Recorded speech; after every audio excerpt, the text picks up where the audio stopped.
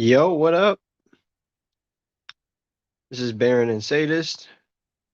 Free flow conversation. Trigger warning. And this is for educational purposes. I'm waiting for my lovely co-host to show up, but I'm gonna roll with these intros real quick. Yeah. Please like, comment, and subscribe. What is up, guys? It's Baron Yam. And for all you people cohabitating thinking that you're holding it down, how come your wifey's bedside drawer looks like Toys R Us? Huh?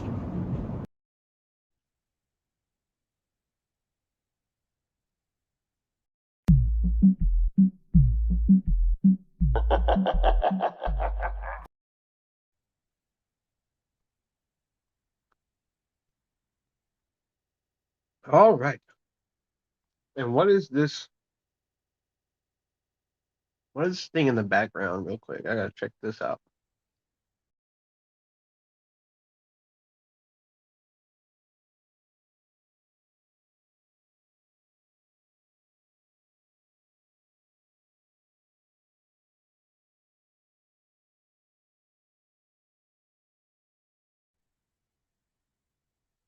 Hello, lovely viewer slash viewers, if you're watching this in the future.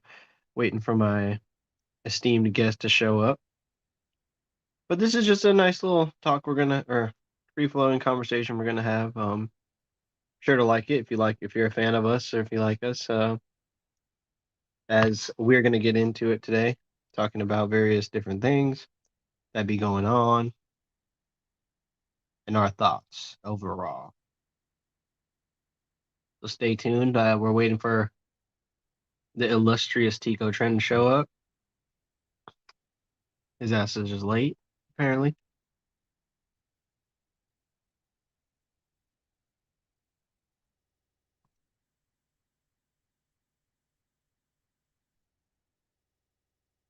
But yeah, it's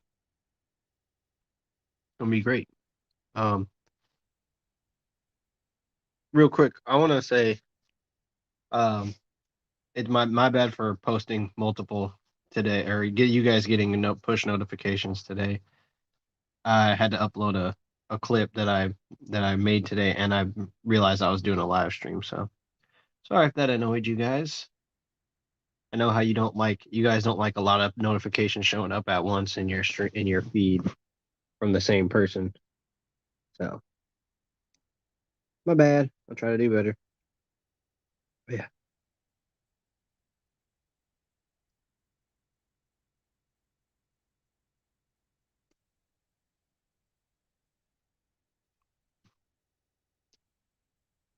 Hmm. I wonder where Tico's at.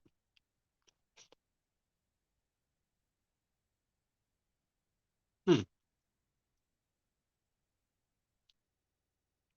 Hope he didn't get kidnapped. That would suck.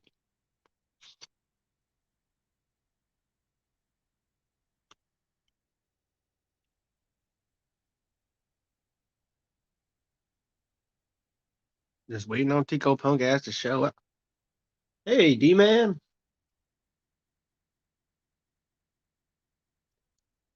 D man with the $5 super chat says, "Hey fellas." No, he didn't super chat. That's just a joke. That was just a joke.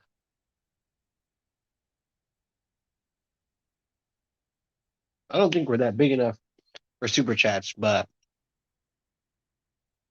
I would like to get there. I would like to get to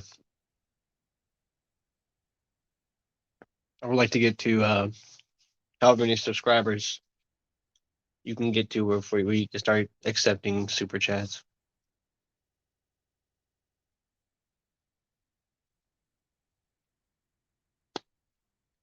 Hmm. Let's see here. If I do this, oh, looks like I'm just sitting here looking stupid until you guys could chill a PayPal. D man. I just love earning money, but the nitty gritty way. But you're so right though.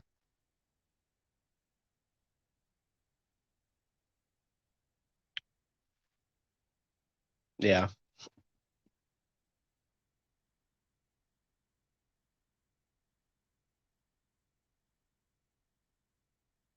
I could call it like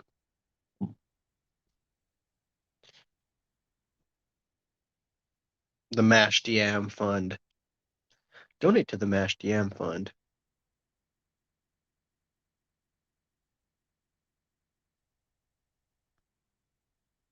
I'm gonna be right back. I'm gonna see where Tico's at.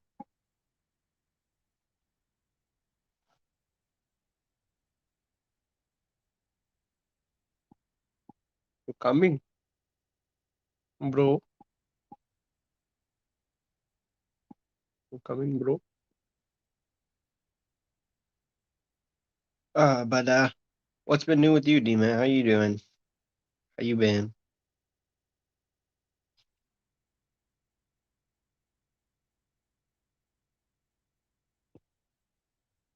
I kind of just I've been slacking on these streams, so I'm trying to make it. I'm trying to be more consistent on them. Uh, Suggestion. Yeah, I would definitely look into Patreon or I'm actually gonna ask Tico that question, his recommendations for monetization and how to if he thinks it's worth it. Because a lot of people, like you said, they don't want to monetize their videos because then they gotta say the right things and do the right things, and I don't really like the idea of my videos, like 3 minutes of my videos being just like ads and stuff. Day of Yamster. But I would consider like if if I talk about red pill stuff and it gets me demonetized, having like a subscription based thing like Patreon to help out with the channel would be good. But that's in the future. Right now, just like subscribing and liking and stuff is like the best way to help because I kind of just I kind of just like want a consistent schedule of content, like the stuff that I'm putting out that I know is going to be that I feel good about. How am I doing? I'm doing good. I'm a little tired, but I'm too tired to fall asleep. Right now, it is like 68 degrees where I'm at, and it is like really cold. I know I sound like a wuss, but I'm like just bundled up in blankets because it is just so cold right now.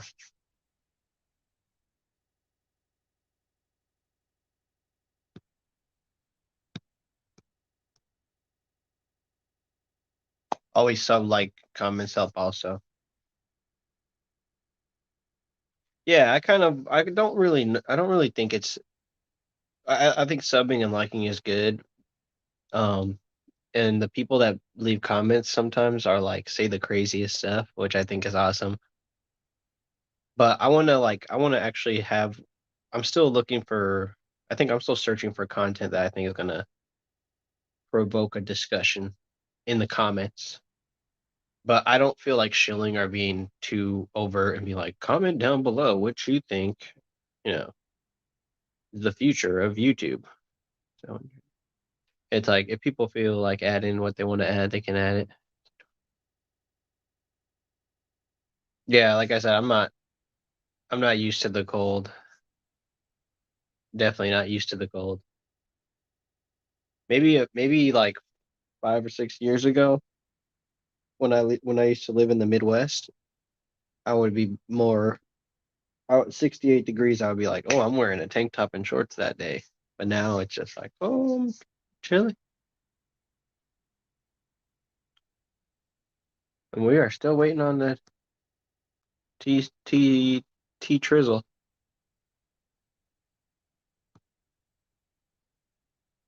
So, D-Man, I don't know if you've heard of Takashi Ghislaine or Maxwell 6ix9ine, but apparently she's going to be snitching and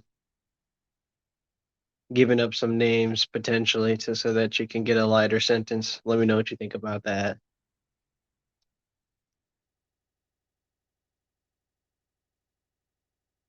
Man, this Baron and Sadis is important too. It's like a year in review Baron and Sadis too, like a quasi centennial occasion. It's actually a very special occasion. Hmm.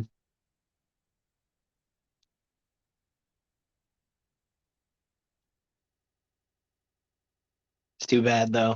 You can't say hooch you have to sleep with in order to get that sixth sentence not guilty, but I feel I assume that all the people involved in the case really aren't her type. That's just me though.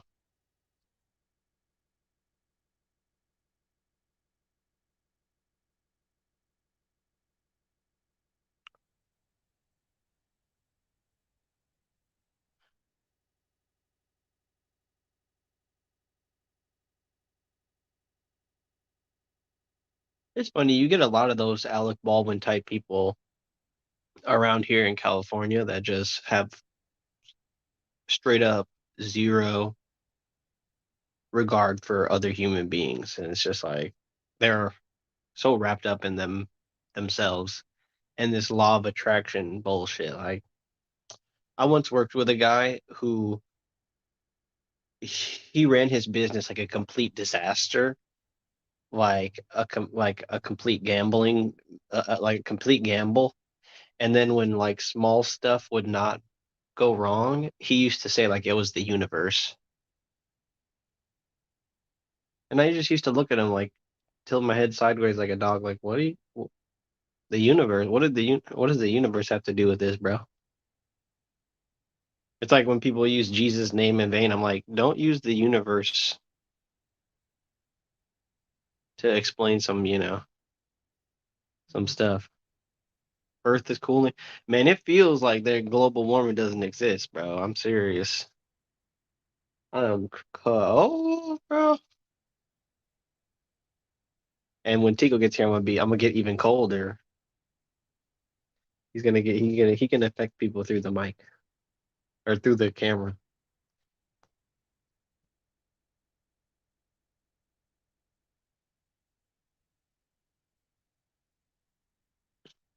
So will this video get taken down if I say let's go Brandon or that?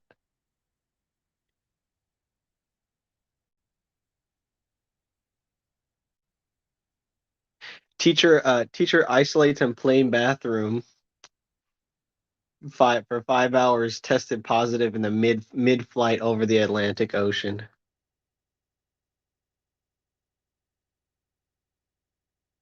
Imagine you're just in a plane and then you test positive for the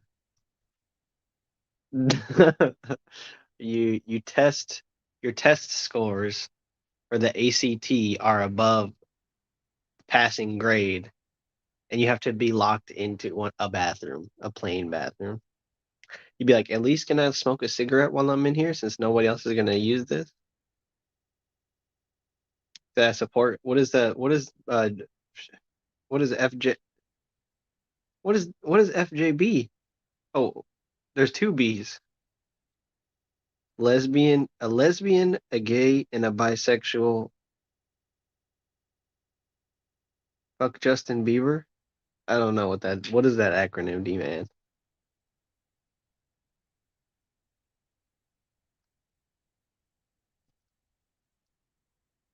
We are still waiting. Tico, where are you at, Tico? Hold on, I'm gonna call him. I'm gonna call him. I'm gonna call him up. I'm gonna call up Tico because we're 15 minutes in and Tico still isn't showing up. He must have run into some gangsters or something. Let's go, Brandon. All right, let's go, Brandon. I'm gonna call Tico real quick. Sorry guys if there's gonna be some dead air, but I'm gonna try to bring him on to the show.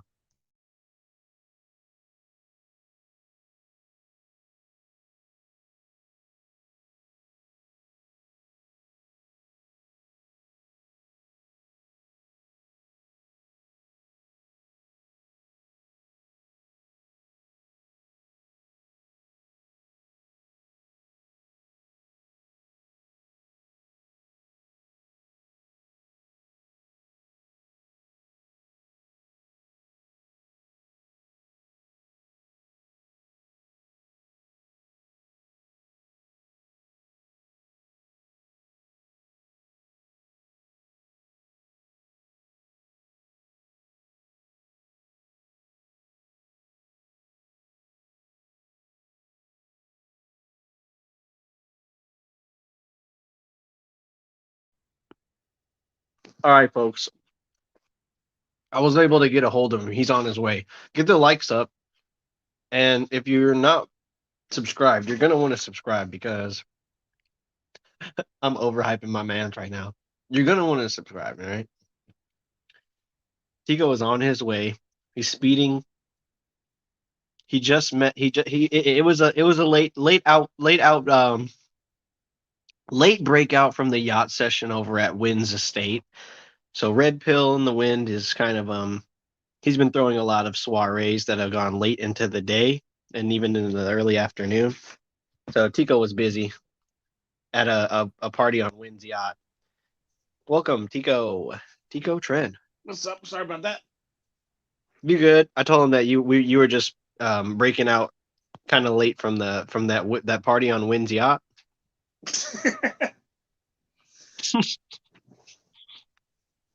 Oh my god. Yeah, man. D man. Huh? I said D man. D man said D-Man said it's cold, and he was talking about Ghislaine Maxwell. Oh yeah. I've been. I was looking at somebody that was saying she was not going to be guilty. They think she's going to be found innocent. Um, well, yeah, like, there are other people she could implicate in that are much more that I feel like the cops would want. Like, don't get me wrong, they want her, but they would want, she can lead them to somebody else that potentially has one of those fancy names you talk last names you always talk about. Like, Yeah. I feel like Um. I want that. As far as those people, I highly doubt they will ever catch somebody like that. Um. Mhm. It's more likely to be like a couple politicians, and the Mhm. politicians are probably going to fall before that. Most definitely. Mhm. Well, it's crazy. We only have 2 days left in the year, and just seems like they waited all this time just Hmm. to wait to the end of the year. I wonder, I feel like there's something coming up that is like the timing for this because they wouldn't just pick. They're not just gonna like spin the globe and pick a random date and place to do a trial like that. It's gonna be like heavily orchestrated. Yeah, definitely. I But mean, even if they did, it's one of those things where they did it on purpose, but they're trying to basically do it in a way where nobody's really paying attention, or everybody's looking the other way while they're doing it. hmm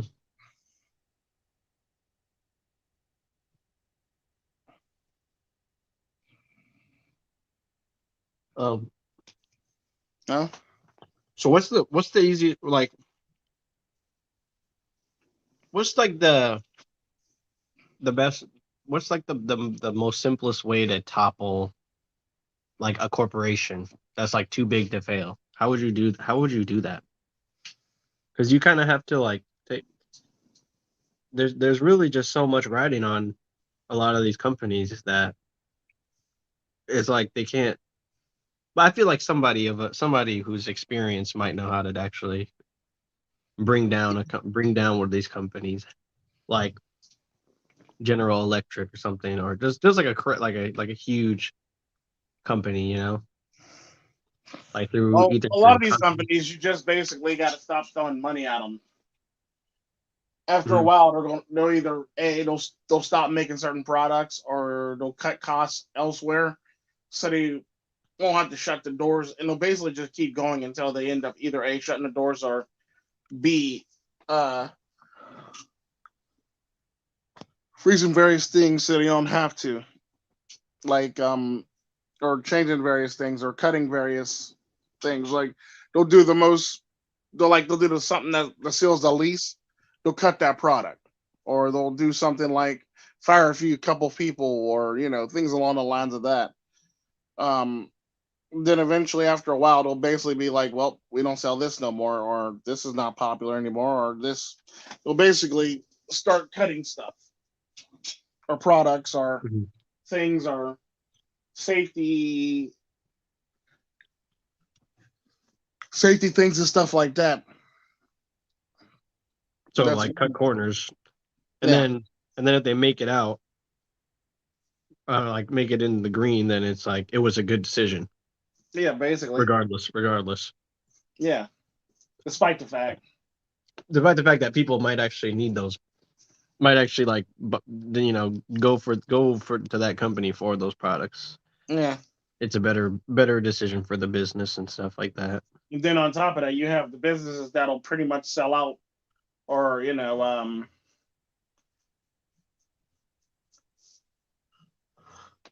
will exchange, will basically sell a business, sell the business basically so they can make it out of a situation, or they can not be in a red, or they can still go about operating, or just been bought out by somebody else. Because typically when that happens, nine Yeah. times out of 10, they probably were bought out to be too big to fail. Hmm. That means like kind of like the banks, like you got JP Chase and Morgan. Hmm. Yeah, they're too big to fail because they bought up a lot of other banks, and it's like, if you don't bail them out, it'll collapse the whole damn market. If you do bail Hmm. them out, Yeah, because like, don't they make it by choosing to like not bail them out, then they go under, then everybody, all the shareholders all the get shareholders go under, antsy, like and then they just something that right, sucks. right. Then you find out the next day your bank is closed, or it never will open again, or it never would open its doors ever again. That would shake a lot of cradles, definitely, or Or like shake a lot of graves you'll and wake shit. up the next day and find out your bank is owned by something else, and you'll get something in the mail saying your bank is no longer this; it's this now, and this, that, and the other, and we value your customers and our customers, this, that, and the other, this, that, and the other. You'll get shit like that, and it's sad when it Mm, happens, but it's like there's not very much you can do. okay. I mean, hey, if there's nothing you can do, there's nothing you can do. I mean, you can leave that. You can be like, well, I don't like that company. I'm leaving and going to a different company. Hmm. But after a while, if you keep on letting banks buy up other banks, after a while, there's not going to be very many companies left to join, go under, or be a part of. Hmm. It kind of reminds me of that video I was watching from Quasimandius, where he said like he said civilization is based on ownership, and like these businesses, there's so many businesses and so many different, they have like so many different holdings of things, and it's like I feel like we're getting to a point where, and you mentioned this before, where water, basic commodities, breathing air, all this like stuff that ought to be a right is basically being owned or processed by a company. Like I read the other day that like Nestle or like people that make Coca-Cola have like more valuable water processing real estate than like than any actual like country. Like Mm-hmm. you go to Africa, a bottle of water costs more, like in certain countries where Coke has like factories, a bottle of water is more expensive than Coca-Cola, like than a bottle of Coke. Yeah, that's basically like fast food. The salad's way more expensive than cheeseburger, or nuggets, or fries, or anything unhealthy. Like Mhm. all the healthier options are always more expensive than the not so healthy options. Right, right. And so if you feel like you have it, if you feel like you have a right to say like water, then you have to go through one of these too big to fail conglomerates and their companies, and you're basically feeding the beast that's putting you down, that's trying to take away resources from you. And it's like how would you move to a system where you don't have to deal with that. It's kind of like, you do you have to become a third world, do you have to be like a third world country and not be developed? Well, You it's not know, even just that because, like, a good example of that is a lot of the countries have made high fructose corn syrup illegal. We'll use that. They made it illegal. So typically, what you can't do is make products from high fructose corn syrup or stuff like that. This is typically why you still have like sugarcane sugar sodas or sugar sodas made from sugarcane in general because high fructose corn syrup is outlawed in a couple of these countries. Now, I will say this: a lot of the trade deals that went on, especially under the Trump administration, actually got countries to accept products and things like that from America that contained high fructose corn syrup, or like pharmaceuticals companies that did that had questionable practices. A part of their deal was to basically accept some of these questionable practices, medicine, special questionable practice maybe. medications and things along the lines of that is what I was trying to say. Damn. Mhm. Well, I get what you're saying. It's almost like they want us to not only with these masks. Like I've been looking at where a lot of these masks come from. Obviously, they come. Everybody knows they come from China, but like if you look at like the subsidiaries, I wouldn't be shocked if like they're being circulated or transported through like a major hub that also has, these headquarters of fame of like Forbes 500 companies and stuff, and like they want. I feel like there's so little in terms of reason like justifications for war that they're going to literally go after countries that ban high fructose corn syrup as like this is the axis of evil now, you know like just to get their like to push every last red cent out of people's pockets. They'll literally go after countries that had to that uh are Yeah. trying to get away Well, from the that bad part help. about that is a lot of these countries have the ability to start a war. Oh, they took away this, we want it back, or they did this, we want it back. So war, I guess. And now they're Mhm. starting a whole ass war over, you know, something they don't own anymore, or something that they don't have rights to anymore, because the country decided, well, no, you don't belong here. Um, or things along the lines of that, where they pick and choose what they want to fight about one year, fight about next year. Do you have or you mean the who picks the fights? Who chooses like how to how to. Basically, like, case in point, oil. Oil's Yeah, big oil. in that.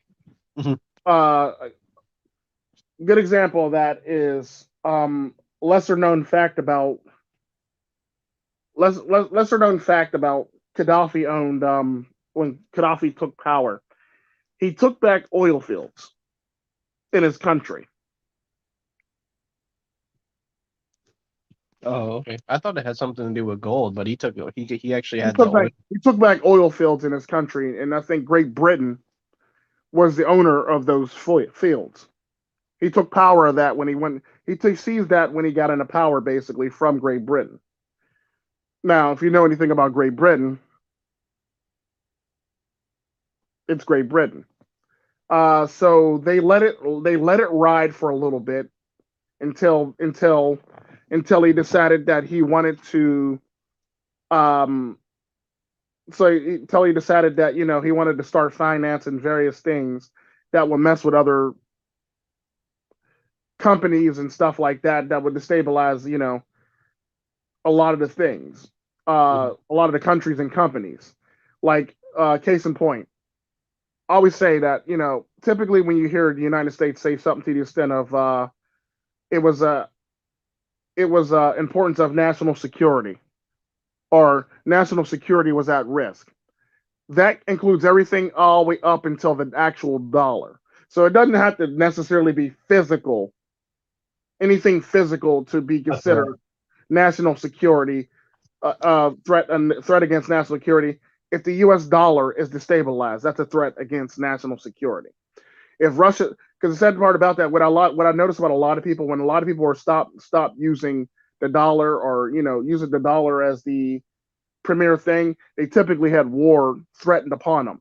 Now, countries that didn't have war threatened upon them when they dropped the dollar for something else was Russia and China. Because That being they have like land power to no, actually. it's not even that though. It's more or less the fact that they didn't really have anything threatened against them. Like Venezuela did it. They're talking about going to war with Venezuela now. Like, Yeah. Oh, remember we read that article where the president was being remanded on like drug charges or organized crime charges, like yeah, president of Venezuela. it's always shit like that, or like they always do things to topple or destabilize that government. Or if they can't do that, they'll end up like siding with guerrillas to topple the government and say, look what the government's doing to its people. It's like they're kind of paying those people to do that to those people. Not everything is the actual government being vicious little fishes, basically destroying his own people to fit a narrative. The sad part about that is a lot of times it's nothing more than CIA or FBI, CIA, and Right. or CRA, and or some people that they convinced that'd be a great idea to do some dumb stuff to make their government look like they're terrorists, or they just terrorize their citizens to do dumb stuff, basically. Yeah. I feel like it would be easier now to do for those kinds of interests to start like a movement. The sad And part about that is like you don't even have to start a movement. All you got to do is always find some regular ass people who are tired of something, or who took an L in the last election, and you basically got a group of people that'll do dumb stuff for you. With the right training or the right group of people behind them, CIA, they'll do dumb stuff because they don't like it. Case in point, you see all the dumb stuff that was going down when Trump was president, but it was quote unquote a peaceful protest. Like the riot protests, quote Yeah, unquote. the peaceful protests where stuff was burning to the ground, stores were being looted and robbed, well, we forget stuff about like that. too. But it's peaceful protest. Yeah, Chaz and Chop. Yeah, but it was all peaceful protest though. Mm-hmm. Or like it's the same concept. When it's your side, that needs to do it, it's perfectly fine. When it's the opposite side and the enemy, then it's not right.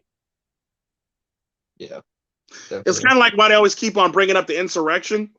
But the sad part about that, there are videos that literally have cops opening the barricades, letting them in, and directing traffic of the human traffic of people coming into the Capitol. Hell, I have a video of it on my channel. Of them doing this? Like literally opening the gates to let people in. And there's a guy literally saying, "Oh my God." And they're taking the Capitol again. He's being sarcastic while he's saying it. And you literally watch the cops open the damn gate, let all the people in to the Capitol, basically. Yeah, just like, yeah. I mean, don't get me wrong. He did offer like free education to Libyans, but like nobody really blinked when that happened. It wasn't until like, it was a combination of the fact that, he took back control of the natural resources, and then he decided to launch a fucking satellite into space so Africa can have its own telecommunication system. And then he wanted to unify Africa, which is a bad fucking thing, because if you unify Africa, that means 9 times out of 10, everybody in Africa is going to want to take back their resources and be smarter about their resources, and all these companies are going to take an L. On top of that, right, to top it off, and now you want to, instead of follow our currency system, you want to make currency gold, which means that's going to destabilize a lot of world powers by making your currency gold. Africa has a crap ton of gold. It could do it all day, every day. But the sad part about that, when it comes to investors and money, that hurts because nobody's really backed by either silver and or gold anymore. They basically try to spend as much money so they can spend everybody into the poorhouse or spend everybody into negative. It's sad, but it's true. Yeah. I mean, Yeah, even literally what he like, said. All those leaders just wanted off the U.S. dollar. But the sad part about that, to do that, he basically had to take back. He basically had to take back the resources to do it because he came up with most of the money and most of the finances for that stuff. mm-hmm. It's kind of like the running joke I always make when I said if I had a time machine, or if I could change one period, one or two periods in history, or if I had a genie to change I had three wishes to change different periods in history, I would only change two periods in history. I would change the selling of Alaska and make it so it didn't happen, and I would change the resource grab. the resource grab, Yeah, like the here in natural America. resource grab. Oh, Just to see how a lot of these countries pan out in the future. Do I think there's going to be war? It'd be even worse. Come on now. It'd be even worse because countries be fighting over the dumbest stuff in the world. And a resource grab literally happened about before and during like World War before and during before World War II, but during World War II, they were already the places were already grabbing for like yeah, resources before that. yeah, definitely. Like what's being said, like when like so called like this whole like the called like liberal agenda tries to put like U.S. dollars and dollars towards like helping people and disenfranchised people and stuff. It kind of like it makes sense because the you literally like a whole grand or 2 grand in the bank kind of still counts as like negative. Like the fact that they were able to hand all this money out during the lockdown, it kind of shows you like the value of it, and it's really Yeah. not valuable at all. Is it really worth anything at the end of the day? And the only thing Yeah, that props it up is the fact that everybody's got to trade the US dollar to buy oil. That's it. Without that, it wouldn't be shit. It's not. It's basically nothing more than shit paper to wipe your ass with. That's all it yeah. is. Hmm. Because it's not worth shit. And the only reason why it is worth shit is because everybody has to trade it and buy oil with it. If it wasn't Definitely. for that, I mean, like a gallon, like a tank of gas has cost like an expensive meal at a restaurant nowadays. It's basically like at shit, least like real. Like yeah, you fill up like any car you own, you fill up hell, you can own a smart car. It's it's like still basically like taking a bitch 40 out on bucks. a date when Yeah, by the time you by the time you load up all the gas and get done filling up on your gas tank, it's like basically taking a woman out on a date. It's like, what the fuck? This is a bill. This is a light bill. This is a it's gas a bill. whole This ass, is a it's a fucking, whole ass, it's a this is a utility. phone Yeah, bill and shit, It's like, exactly. it's literally a bill now to, fill up your gas tank anymore. No That's matter what I what wanted to stack you talk are. about that. I wanted to talk about because I've been seeing like Zoomers and the Hispanic, like a lot of like the Latin community is flooding the EV market, Yeah. and I kind of wanted to know because it's like it is technically a trade, but it's also like so it's definitely takes craftsmanship, but the training of it is pretty much just like yeah, like turning knobs and managing levels of things and like having an understanding of like what's going on in the vehicle and how it's taking a charge, whether or not it's taking a charge or not. Well, But the I wanted sad to ask you about about that is that. the Zoomers aren't really the ones buying the EVs. They're more EVs, or less right? Yeah, it's like I'm saying. they're buying It's, shit like the Prius yeah, or the Leaf. I mean, the Leaf is kind of sort of an EV, but they're basically buying vehicles like that. Typically, Mhm. the people who buy like things like Tesla are typically people that are my age and older, or your age, a little bit older than you and older than me. Mhm. Um,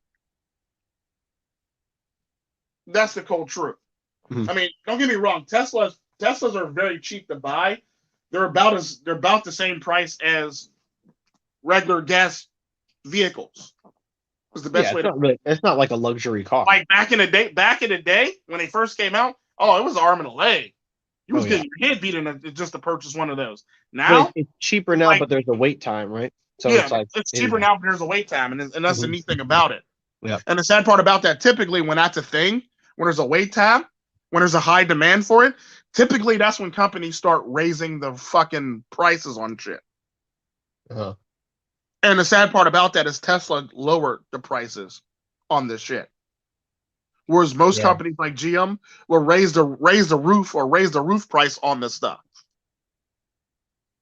Yeah, a lot of people hate on Elon Musk, but those kinds of moves kind of show you that he's still trying to make. He's actually trying to make like Yeah, America the place that it used to be in terms of yeah. like Me, realism. my personal belief on the Louisiana Purchase was that was going to go down no matter what. Let it be a purchase or let it be a war. Sequester. Yeah. A war, it was going to go down. Um, Louisiana was always going to be a part of the United States. That would rank up there with the whole entire Alamo thing, when most of Texas actually belonged to Mexico. So, yeah, that's that within itself. Like that was going to be a part of America no matter what. Just like Hawaii would have. I mean, it might not have been Hawaii. It might have been another country, but it was generally going to be a part of the United States. You know, because you also got to take into consideration too, like you want a forward base somewhere.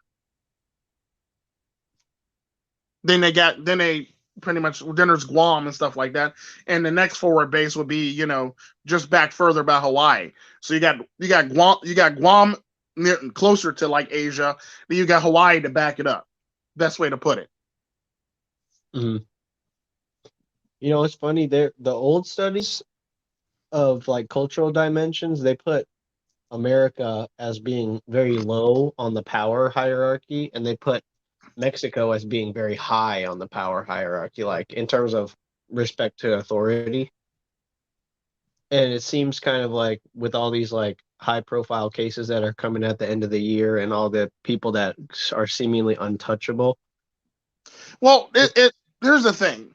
I can see why they did that when it comes to Mhm. that, because there's a fundamental difference between having a bunch of people in power doing shit behind the scenes and Corruption. sneak shit Corrupt. and Yeah. sneak shit. And there's a fundamental difference between the cartel just buying people and being in people's having people in their pockets. You pretty Mhm. much see that coming. It's Yeah. well, I can see the president being bought by the cartel. That's reasonable. That's a nice reasonable jump at the end of the day. I mean, Sure. like you know it's coming. You know it's there. You know it's about to happen. It's like, come on now, really? Like you didn't see that coming? And Whereas it's oddly it's like conservative. whereas your government, like the United States, every Mhm. single person has somebody in their pocket doing dumb stuff. And there's so many of these politicians are into some questionable, freaky deaky shit on a regular basis Yeah. that you don't even know about. And when you hear about it, either you don't want to believe it or you'll lose respect for them.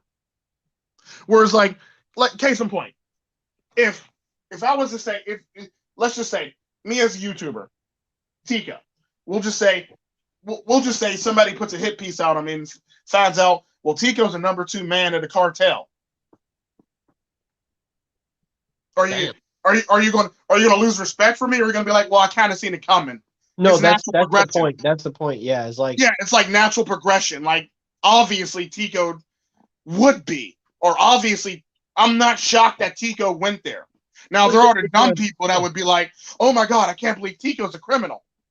Nigga, have you heard me talk? Legit. Like, Well, what you're saying is like there's okay when the mob or the mafia or the cartel has a power vacuum, people rush to the center, but almost like in America, nobody wants to be the center of attention because then they get the same well, no, treatment they because the get sad part about that is people want to be the center of attention, but they don't want to be the center of attention for the right reasons. They want to be the center of attention just because I'm selfish. right. But the Myself. sad part about that, what they forget is trying to be the center of attention, trying to be selfish. There's more things that come with this. There's more to this than just that. Hmm. Eventually, you have to suck it up and actually accept the fact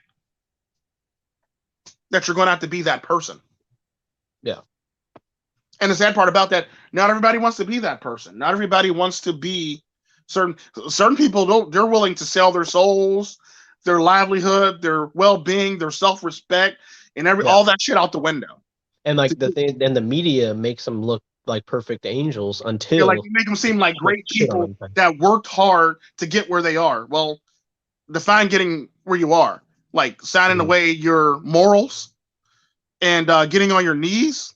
Is that working hard to get to where you are? But like, and that's the thing too, like the industrious nature of like Americans and stuff is seen as a strength, whereas like the ability, like somebody in power in your country accepting help or money or backing from a cartel is seen as like a flaw, Well, which the sad part about that, I always talk about when it comes to like criminals. Have you ever noticed criminal organizations, despite the dumb shit that they do and the craziness that they're all for and the craziness that they get up to, the hijinks and craziness they get up to, if you ever notice, they always give back to their communities better than the fucking government does. Mhm. Like the mafia, Black Mafia, when it was at its height of its power, literally gave back to its community. They gave out business loans to Black business owners and stuff like that, and Muslims and stuff along the lines of that. I mean, granted, they did some dumb, crazy shit, but the sad part about that is at the end of the day, they gave back to their community and various peoples that were a part of their community. That's something that criminals do on a regular basis that gets swept under the rug. This is why there's folk songs to the fucking cartel.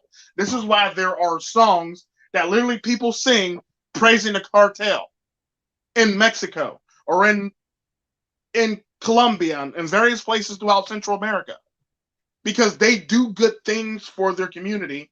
And that's They true do because a lot in, of in craziness America and in a lot of America hurt for their community. You know what I mean?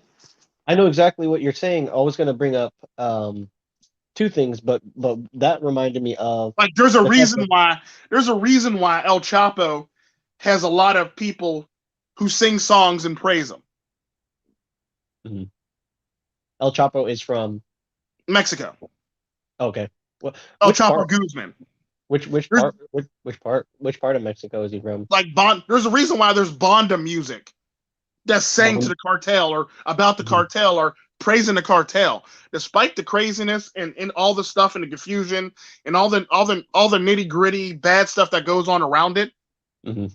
They still build shit. Yeah. They still pay for schools. They still finance shit.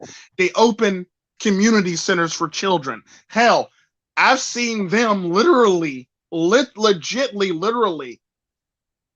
buy like do Christmas things where they load up a truck and give out to the fucking community. It's Mhm. kind of like the Yakuza.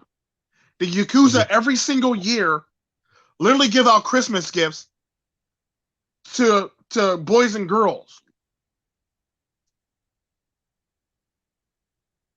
Like think about that for a second. Mhm. It's the Yakuza. They give out Christmas gift to boys and girls every single year without fail. I was Like think thinking about maybe that. this relates too because I was gonna mention the like music, how you have like regional music in other countries Mm-hmm. because different groups affected it like groups actually have power in other countries than America. Groups have no power in America because they everything is like standardized. Like all the music is just a genre. It's not Yeah. like the music of this area. Yeah. And even ones even genres that you can argue come from a specific place, other places have basically like, co-opt the style. Something you'll Yeah. see on YouTube now is like X artist type beat of this artist mixed with this artist and stuff like that. Yeah. And it's just The so neat it's so thing about watered it down is like now. the thing that I've always found funny with the music business now in America is they're trying to now co-opt a lot of Latin music. Yep.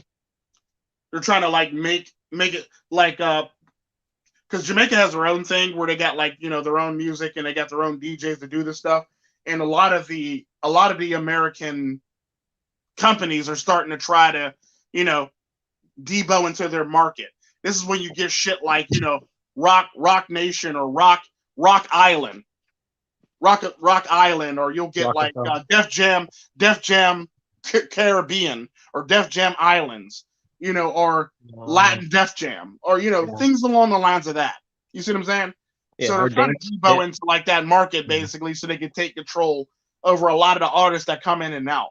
Now the irony to it is what a lot of people don't know in the when it comes to Latin music, a lot of people get heard, right? A lot of people got heard before the whole entire, grab for the Latin music.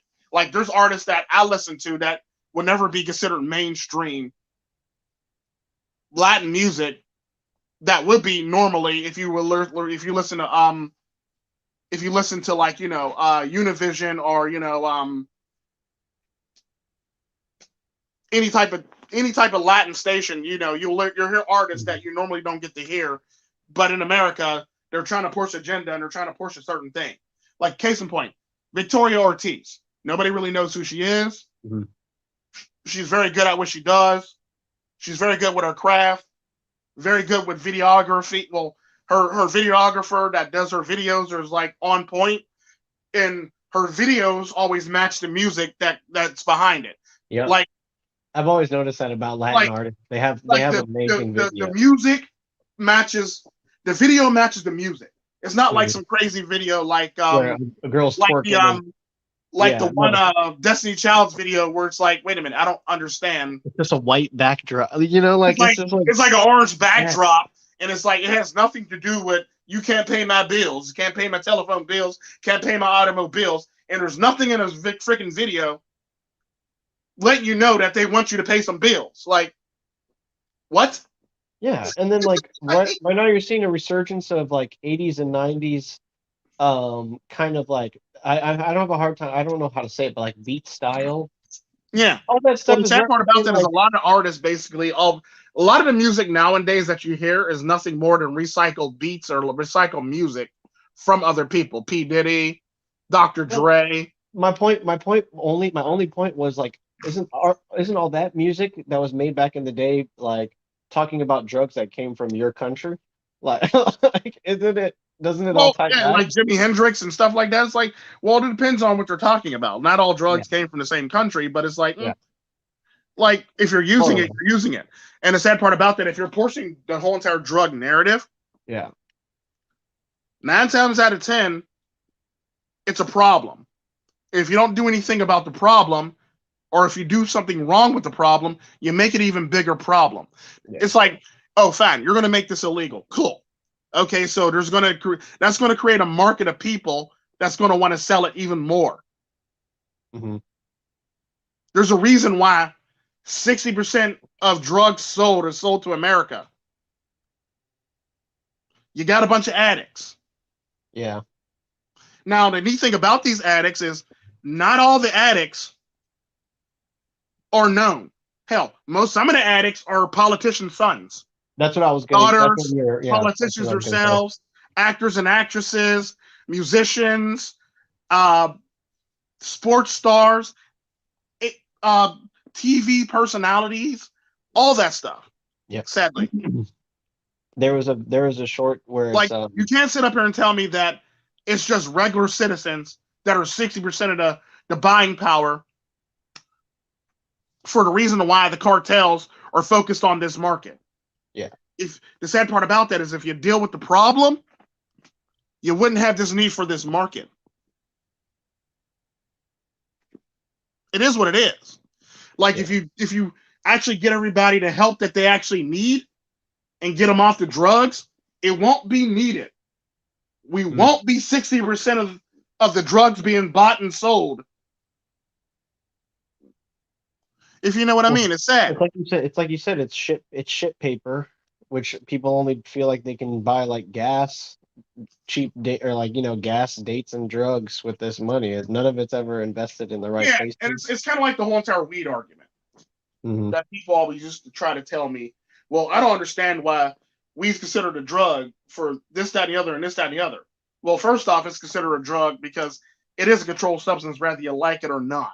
Controlled substance. Anything that can alter your mind to make you forget about dumb shit is a drug, whether you like it or not. A hallucinogen or anything that can alter your mind is basically a controlled substance at the end of the day. Okay, cool. Now they'll say, well, it's natural, it grows from the earth. Okay, that's nice. Tobacco does too, but what? Hmm. But tobacco kills people. No, it doesn't. The shit that the cigarette manufacturers put in the damn shit kills people. Tobacco itself, fine. I mean, it might make you look ugly. It might, if you chew it, you might lose some fucking teeth. It might erode your teeth. It might fuck up, your smile. But generally, tobacco is fairly harmless. Tobacco is about as regular ass tobacco is about as harmless as weed, if not less harmless than weed.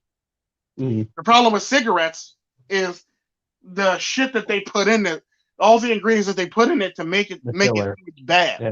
All and the addictive. stuff. The The sad part stuff. about that, tobacco Yeah. itself isn't really addictive. Yeah. It's It's not. like Teflon. It's T- like all this tobacco stuff. itself, tobacco base itself is not addictive at all. It's not until you start putting shit in it to make it more addictive. The sad part about that, what is addictive? Weed. Now, people will Yeah. say, well, I smoke weed. I'm not addicted. You smoke weed, don't you? And then Exactly. I always would like round it out with the argument. I know people who smoke one cigarette a month. Hmm. Well, that's not addicted. No, they need that one cigarette a month. It's a need for them to smoke that one cigarette a month. Every single month, about the same time in a month, they smoke one cigarette. It's a need. So they are addicted to the cigarette. They're just not addicted on the same level as you.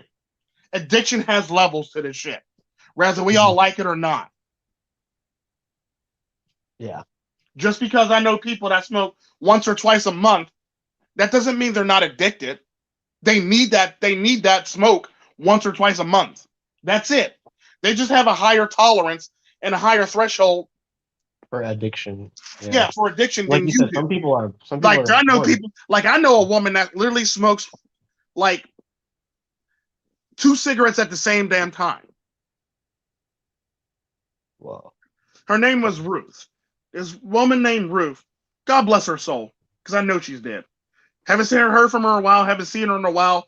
But based on her smoking addiction, she probably dead.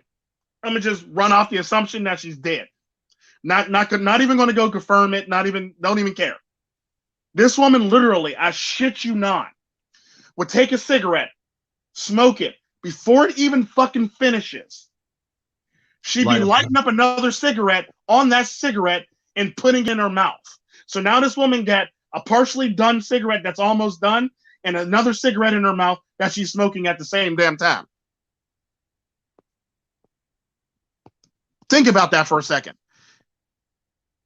This woman would go through, in a matter of an hour, 2 packs of cigarettes or more. Now, I know people that only smoke a pack a day. I know people that smoke a half a pack a day. That's neither here nor there. This woman ran through cigarettes like a fucking marathon runner running through water, cups of water. Pouring cigarette smoke all over herself while she's running. Literally. Like, she literally lit up a cigarette before she even finished her last cigarette. And it was so damn bad that this woman She smoked so hard and so furiously that she literally would have to borrow cigarettes from the person she's smoking with. So you done ran through a whole entire pack, your whole entire second pack. Now you're on somebody else's pack. And she was the epitome of a chain smoker.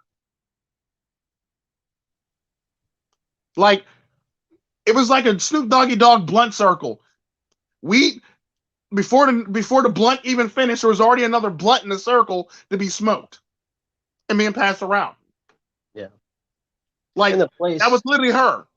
the place where the problem solved mostly is being torn apart in front of our very eyes. I mean, the families, family structures, like not, good schools, good education systems, trade programs, anything that with like the mandates and stuff, small local institutions that are focused on building like good habits and decent people are slowly starting to erode away. And it's funny because I was listening to Shaq, and he was like, "You, he has his kids. He says that they can't have any of his money until they get at least 2 college degrees. Yeah. I'm like, what are they learning in college other than like how to party and buy Well, drugs? And no, you think that, but the sad part about that is you got to think about the mentality of African Americans. Typically, a lot of them don't finish high school, and a lot of them the bar's set so low, whereas you're going to finish high school, whereas like Jamaicans and Nigerians, you're going to finish college. You see what I'm saying? Mm-hmm. So the mentality is different when it comes to that. Typically, for African Americans, you hope they finish high school. That's it. You don't really hope for them to do anything else outside of just finishing high school. It is what it is. It sucks, but like I said, it is what it is. Now, what a lot of people fail to realize when it comes to African Americans, we set the bar so low for ourselves and our next generation that it's very hard for them to achieve anything or want to achieve anything because the bar is just set low. Think of it like this: if if let's think of it like this, you have bars, you have different bars at different levels, and you can a jump over this bar and achieve great things, or b you can stand on this bar and be a victim and not really achieve anything or never really become a better version of yourself. You basically just stay and be a victim the whole entire time. You can either grab the bar and climb over it and be the best version of yourself, or B, you can basically just stand on the bar and cry that you're a victim like it's a soapbox. Most, if you ever notice with a lot of African Americans, they basically are more likely to play victim than they are to actually stand up and do something about their lives. This is typically why, if you've ever noticed, Africans, Afro Caribbeans, and Afro Latinos and African Europeans look at African Americans in a bad light or a poor light. Because in a lot of those communities, they have higher standards for themselves. They want to achieve more than just being mediocre or being like victims, if you know what I mean. They want more in their lives, basically. It's sad, but it's true. Whereas African Americans, they basically stop at this point and say, we're all victims and we can't get nowhere. And they're just killing us off and this, that, and the other. Right. Mm-hmm. Well, if that's the case, and this is where it gets funny when it comes to black people. And you go, well, how about that guy right there? He seemed to be going to college, doing pretty good, and getting a college degree. Well, that's different. He might have all the finances behind him. He's from Nigeria. They pay more for out of city, out of country learning than you would being in the country, being from the country, or being from the city that you actually would go to school in.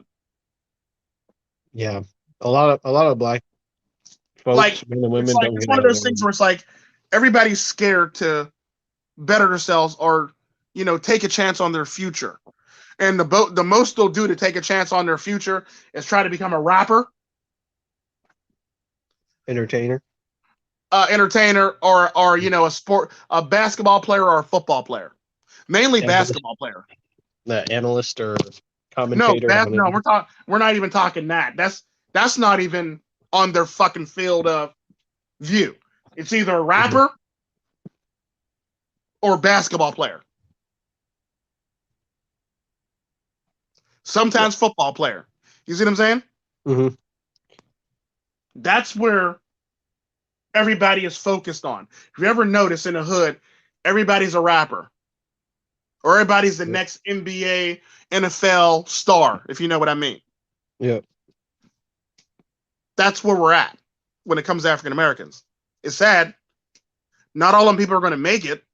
A lot of them people are going to be cut, but that's where they believe that their priority should be. Trying to be a rapper or trying to be a sports star.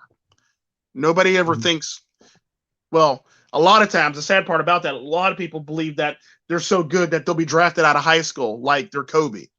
Like, that sounds great, but drafting out of high school is very rare. And drafting out of high school, since a lot of the incidents that happen in the NBA, is very rarely going to even happen because they've done studies on it and they realize that 9 times out of 10, a person out of high school is not mentally developed enough to deal with the pressures of being an adult or being a part of an adult elite group of adults. Sadly, Yeah. Yeah. Or like if they don't chase one of those two, it's to get some sort of maturity from what it is they're doing when they're not even mature enough to actually handle the pressure of being in public or being and I'm kind of jaded from the whole like accountability thing because it's like you got you definitely got to hold yourself accountable, but yeah, you do. people really be It's sad, throwing but you throw do. that Like a lot of away. people don't even want to do that, Hmm. and it's sad. It's very sad that it happens that way. And a lot of people just don't want to try anymore. A lot of people just don't want to do anything anymore. They just want to just coast or Hmm. just be. Right. And that's sad within itself when that happens. It's like Hmm. they don't want to achieve greatness. They want to fall onto greatness or stumble upon greatness. It's like nobody really has the will to actually persevere or have the drive to actually become a great person anymore. It's Oh yeah, like I mean we lost the they, they, language of how to they do either feel it. entitled to that greatness or they feel as though that their dream will become a reality, sadly. Now, will some people's dreams pan out? Yeah, maybe later in their lives when they're not at the peak of their game, and now you only play for a couple of years, and now they're talking shit on you or dumping on you because you weren't the hope that they thought you were going to be, or you weren't as great as you thought you were going to be. Sad part about that is they got you late, and now you're a few steps slower Right. and years older. Exactly. There's no fallback plan either. Yeah, and there's never really a Yeah. fallback plan, which really sucks. Yeah. What's up, D man? What's up, Americus? What's up, JR? What's up, Chris? MGTOWN to win. What's up? But yeah, there's no fallback plan to this stuff. They basically just it's just pure. I'm going to make it one day, and it's like, well, what if you don't make it? Well, I'm going to make it. I have faith that I'm going to make it, and then you see that person in 50 years, or 40 years, or 20 years, or 30 years later, and they're still in the same spot trying to make a dream happen. Mm. The best way to describe it is it's kind of like the girl that you go to school with that you had a crush on. Then you see her like 10 years from now or 20 years from now, and she ain't the same. She's just a shell of herself. Hmm. It's like she stopped And aging you as soon and as you she sit there started and thinking think to about it. yourself, Damn, I dodged a bullet. Yeah. Damn, I could have been with that. Damn, she like the Crypt Keeper. You know, stuff like that. Like, think about that. Yeah, Like, you know, I'll eventually. I'm getting around to that age already. It's just sad. it's like you see a lot of the people that you went to school with that were the cool guys or the sexy women, and they were the popular people. Then you Yeah. see them, and you realize that you had a crush on that. You had a crush on that. Like, think about that for a second.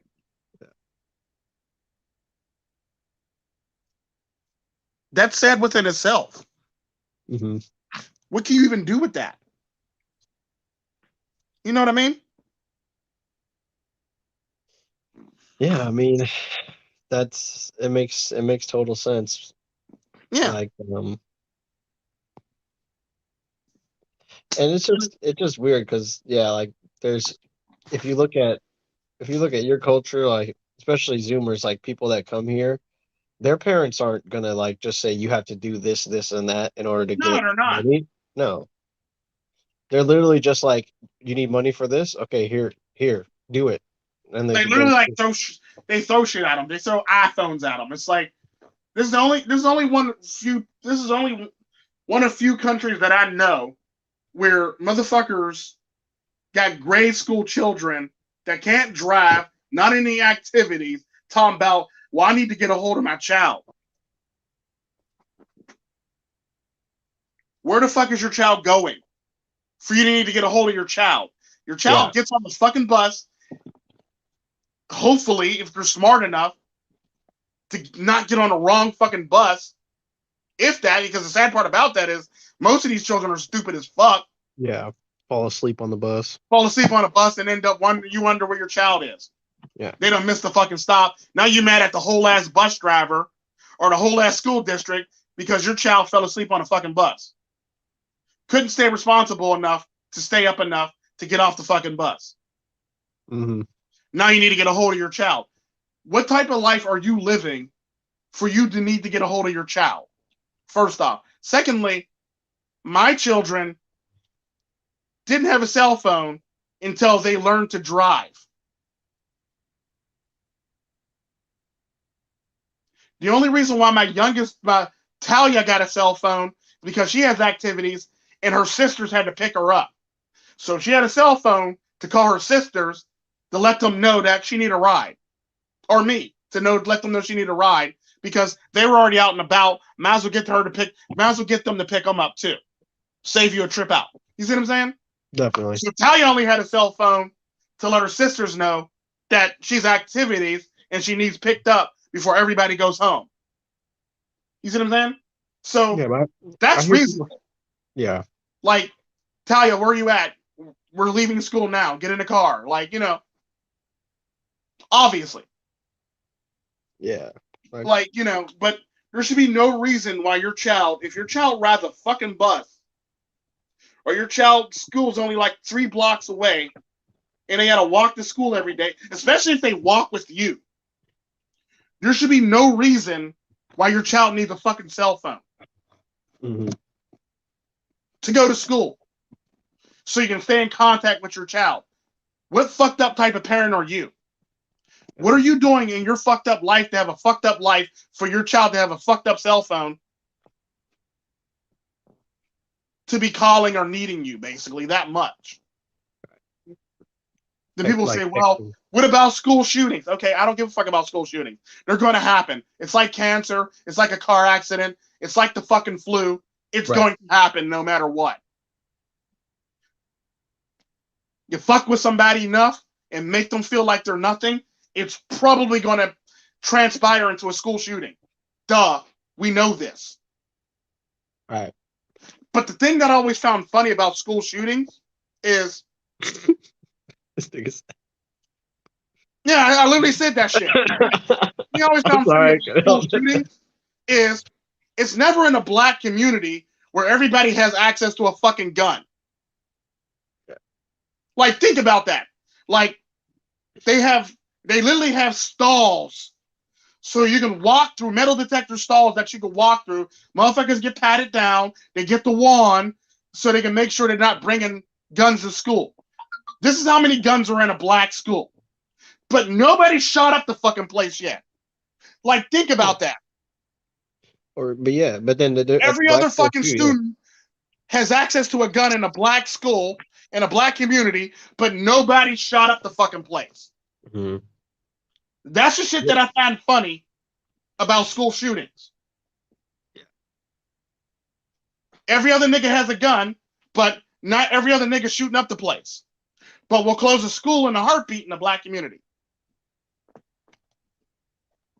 Yeah, and there's a trend of loners now. Like, And then in these other communities, you know, you pick on the one kid long enough, and now he's shooting up the damn school. Yeah. Like, first off, let's stop and think about this for a second. It's great. It's great that we want to jump on guns. It's great that we want to jump on all this stuff and blame guns and gun violence on guns and video games. But the sad part about that is, I know people that we dunked on in gaming lobbies, like Call of Duty or, you know, Tom Clancy's Rainbow Six. We was dunking on motherfuckers, and they have not shot up a place. Mm-hmm. Of all people that should shoot up a place, it should be those motherfuckers. They get called out their name even more than these fucking kids in school. I don't know how many times I've been called out of my name in a lobby of a fucking Call of Duty or Rainbow Six or all that shit in the past. All those games we used to play in the past. Yeah. I don't know how many times I've been called out of my name, but the sad part about that is all our asses never shot up a fucking school. Yeah. All the trouble I've ever gotten into has been behind the screen of a smartphone, not a fucking video game. So like, think about that. The sad part about that is, what you got to look at is, first off, why the fuck are these kids? Well, first off, we'll go with the root problem, the actual shooter. What the fuck is going on mentally with this person for her to want to shoot up the damn place mentally? Yeah. Secondly, how the fuck did he get this easy access to these guns? Mm-hmm. Are the parents careless and just leave them hanging out? They don't got a chest or a safe or a lock box or some shit like that? They got none of this? Nobody thought to probably get put it up and keep it for safekeeping so your child won't be using your weapons for shit? First off, yeah. Then on top of that, you go to the fucking society. Why the fuck are these kids picking on this kid? Well, what JR said. Yeah, and then you get drugged from their house too. You can't be a loner if you live in a community. Like, you can't be this kid who like doesn't talk to anybody. Everybody gets their alone time, especially if you're a latchkey kid, you know. But it's just like loner. It's a new term where it's like all the social media and fear of missing out. The sad part about that, latchkey kids aren't even shooting up the damn place. No, hell no. They have their responsibilities, and they have their self-soothing habits that make them they feel like not even violence, because for me, violence is like. Oh, to answer your question, I'm sorry, America's DeVille. Virginia Slims.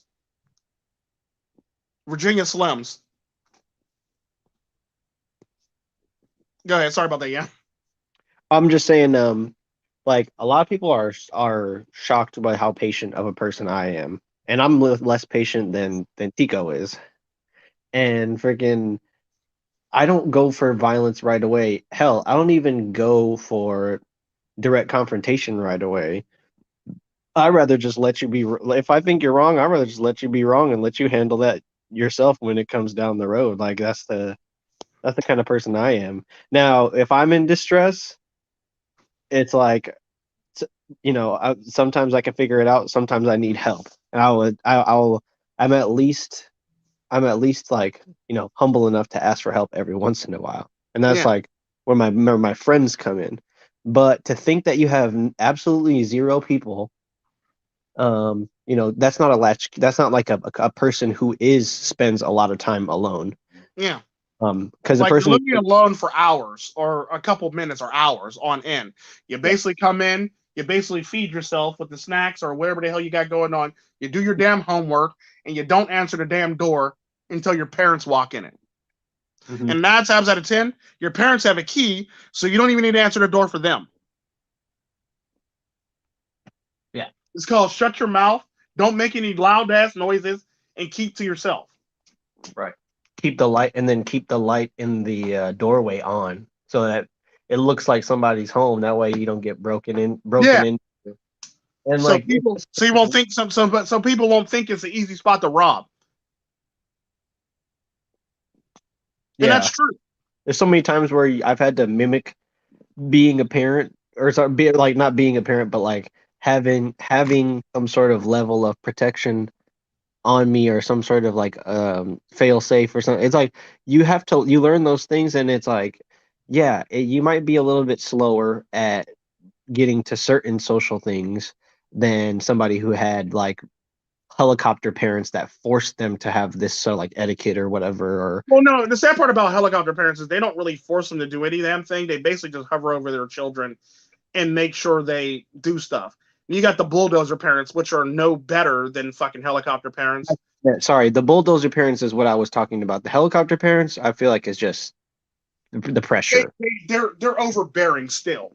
the pressure Like built. they're not as overbearing as bulldozer parents, where like they clean up the whole entire lane so their child can have a clear path. You know, they pretty much clean up all their children's messes. Bulldozer parents basically go through, knock out all the inequalities or all the problems or anything adversities that their children would ever face. So when you get these children and they grow up to be basically feminist or, you know, play victim and shit along the lines of that. Whereas helicopter parents, kids, they basically grow up not being able to really do anything without supervision or without having to look back to their parents to get reassurance. So they're basically both the same fucking thing. Only one, they both basically go through the same trials and tribulations. Only thing different is the one's parents basically bulldozes everything out the way, whereas the other one, you basically need your parents' permission to cross the fucking street, or you need reassurance to do any damn thing in life. So in the same token, once you boil it down, they're the same fucking parenting type. Mm-hmm. Because your child becomes useless, a useless sack of skin. Can't think for It's sad, themselves, but it's true. can't take care of themselves. Yeah, they literally can't. Do you think They don't know how to? you think They that don't know how to deal with problems because they need somebody there to help them deal with their problems, or they always have somebody there to knock the problems out of their way.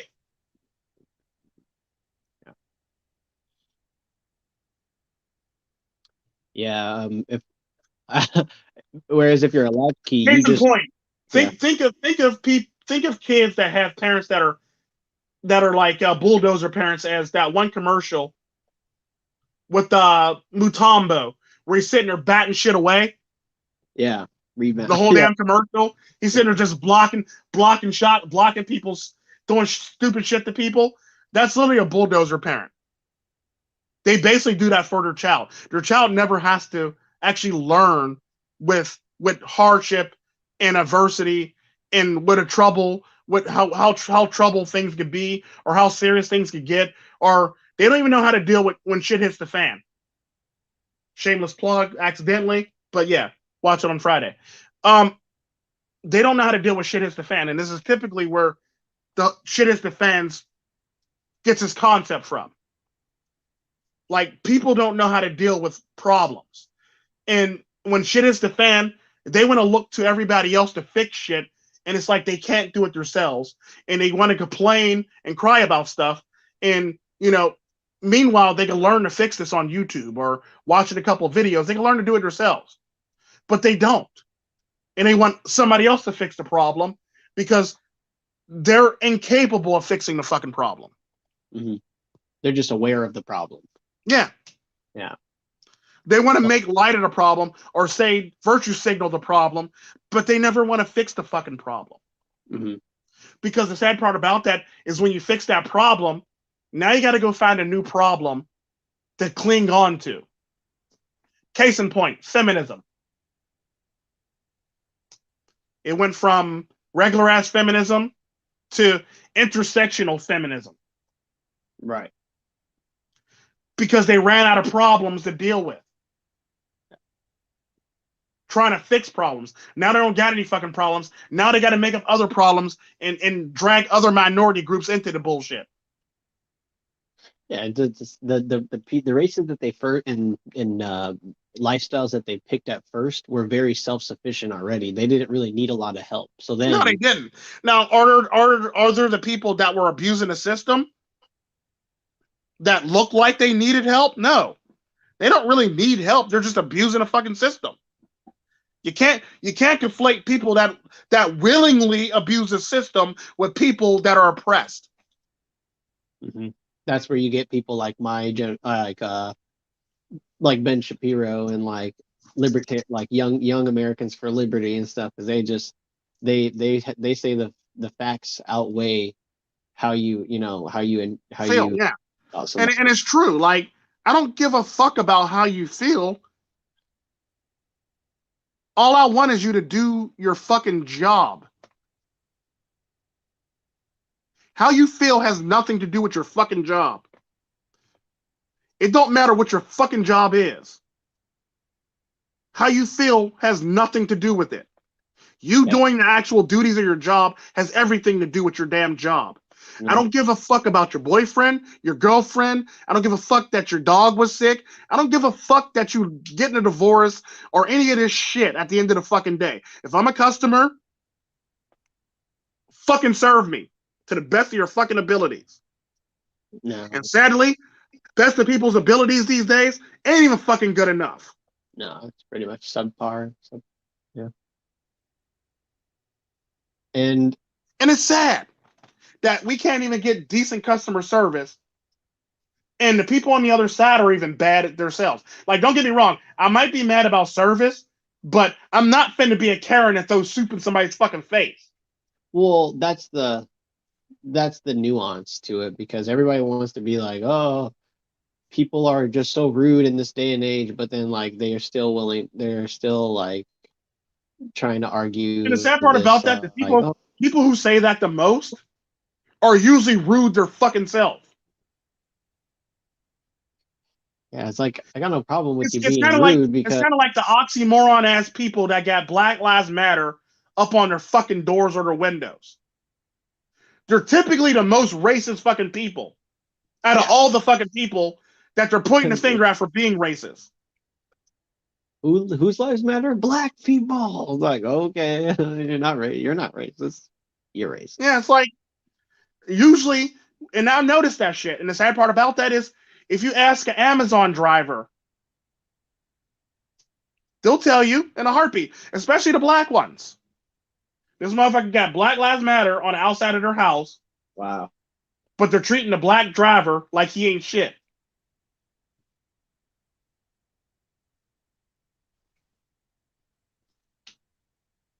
Yeah, it's The sad. sad part about that is people always tout that Republicans are racist, but the sad part about that is you're more likely to get more help from a Republican than you are from these motherfuckers that believe Black Lives Matter. Hell, Black Mhm. Lives Matter don't even believe Black Lives Matter. Only Black Lives that matter was that bitch buying her another house with the money you donated to her.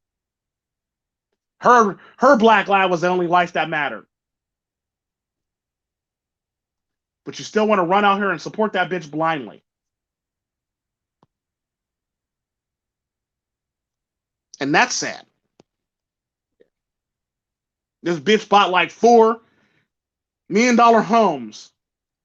That points to what you said earlier, right? Where you like people want her to solve the problem to the point where they don't even want to watch what she Well, does. no, the sad part about that money was supposedly supposed to go to people that were victims of this shit. Supposedly. The sad part about that is the victims who actually were victims never seen any money of that. Never seen any dime of that. Never went back to the community. All the communities were destroyed. Then we seen the best part is you actually literally got to see in 4K the people who vandalized this shit. Talk about we're doing it for you, comrade. Black Lives Matter, comrade.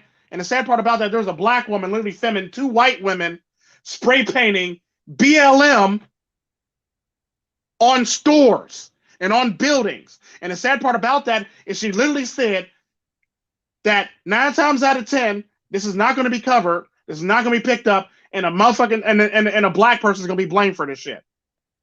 Literally said that shit in the video. And the sad part about that is she was fucking right. We literally watched those white women spray paint BLM on the side of a fucking building and deface a building, deface some signs. And so it's talk about it's for you, comrade. This is yes, comrade. All this stupid shit while destroying some shit. And the sad part about that is the news literally turned around and did exactly what that black girl said they were going to do: blame the black people in the fucking community for defacing their own shit. Mm-hmm. Think about that. It must be nice to be able to do some dumb shit like that, and the blame gets passed on to somebody else. Well, look at other countries. That's kind of like the other day. Yeah. The other day I was driving my rally sport cruise. It's black, obviously, you know, because you've seen the video. This goofy motherfucker, goofy college bitch in a Honda Fit, white college bitch in a Honda Fit, hit two cars trying to squeeze in to a small ass space that a Honda Fit couldn't even fit into. Goofy ass, blonde ass, ditzy ass bitch literally hit two cars. My black ass and my black car got blamed for the shit.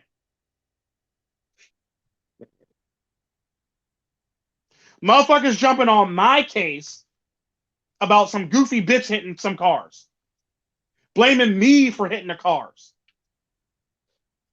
Well, that's the thing, right? If it's just the only place where this must be the only place where this happens, because all the scapegoats are still around to get blamed for shit, whereas Yeah. everybody else disappears off the face of the earth, or they become an unperson, or the government erases them. Then where'd the scapegoat go? Oh, they never existed, or they travel to a different country, like what you said, the Nigeria, or the kids who pay buku bucks for out of country, for like international school. I happen to know a lot of people that studied abroad in schools, not just from their school, but that's because those people are few and far between in terms of like how Americans think. They like to go visit other countries, but they don't, like what you said, they don't see the opportunity to have a better life and to have a better future in those other countries. They're like, well, no, I'm just gonna go visit, and then I'll come back to America. Yeah.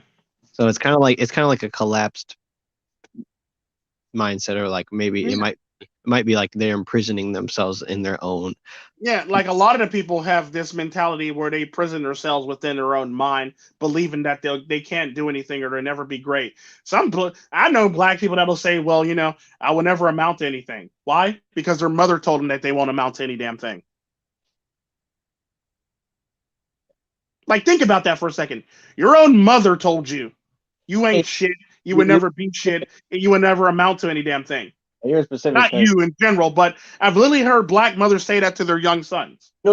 What I was gonna say was like, yeah, my dad, he's always been encouraging of me. That's because that's what you mentioned. It's, it happens to be a specific gender that tries to talk to men this way. And I think you said in a video once too, like, we tend to raise our daughters to be tough, but our men to be, feel emasculated. Yeah, or men to be wusses, or like men to like be emasculated and or deflated. Yeah, we do. Yeah, so it's just like it comes from that source, and people try to deny that. People try to, like, I saw a post on somebody's community tab. They were like, and this is drama, by the way, FYI, but it's just like, oh, why do you keep blaming single mothers for raising bad kids when it's the dad that left them, and it's like no, Well, no, no, the sad part about that is I always say, now the question is, because I made a video about this, is the question is, did the dad really leave? Or was the dad never really there in the first damn place? exactly. Our situation ship. Or was it a situationship that you try to turn into some real shit? Because the sad part about women, they say this dumb shit, but they believe that they can make somebody change their mind or believe something different. Hell, there's a lot of women running around here thinking they're in relationships when they're not even in relationships. Because they like to believe that they're in a relationship. Or they like to feel like they're in a relationship. Or they want the feeling of being in a relationship. And the sad part about that is a lot of these women, they make these decisions on their own. Yep. 9 times out of 10, case in point, I know a lot more guys that say get rid of it or abort it than I know guys that actually say keep it. Yeah. Hell, I probably know probably one, maybe 2 men or 3 that says keep it to Out of those, thousands and how thousands and many of those, thousands and thousands of guys that literally said abort it. and the You see thing what is, I'm saying? out of So those, how many of those guys do you know secretly they do want a child, but they understand the woman is not in a position, like they're both yeah, not. they understand that they're not in a position to raise it, or they understand that the woman is not the woman that you want to have a relationship with to be raising a child with. And the sad part about that is this is what a lot of women fail to realize. Men basically know that you're the wrong person to be having a child with, whether you like it or not. And men will basically be very logical in the point where if they say abort it, 9 times out of 10, it's not for their own selfish goals. Nope. It's because they know logically everybody's not going to fucking make it. Nobody's going to finish school. If they do finish school, it's going to be later than normal. Nobody's going to be able to pursue their careers or their dreams or their aspirations. This is how a man thinks when he thinks abort it. A woman thinks, well, if I have this child, I'll get to keep him. He'll stick around and he'll love me forever and it'll never change. The sad part about that is if that guy didn't want to be with you in the first fucking place, what makes you think having a child will make it better? What makes you think if he's banging somebody else, what makes you think WAP will make it better? That's the cold hard reality of it.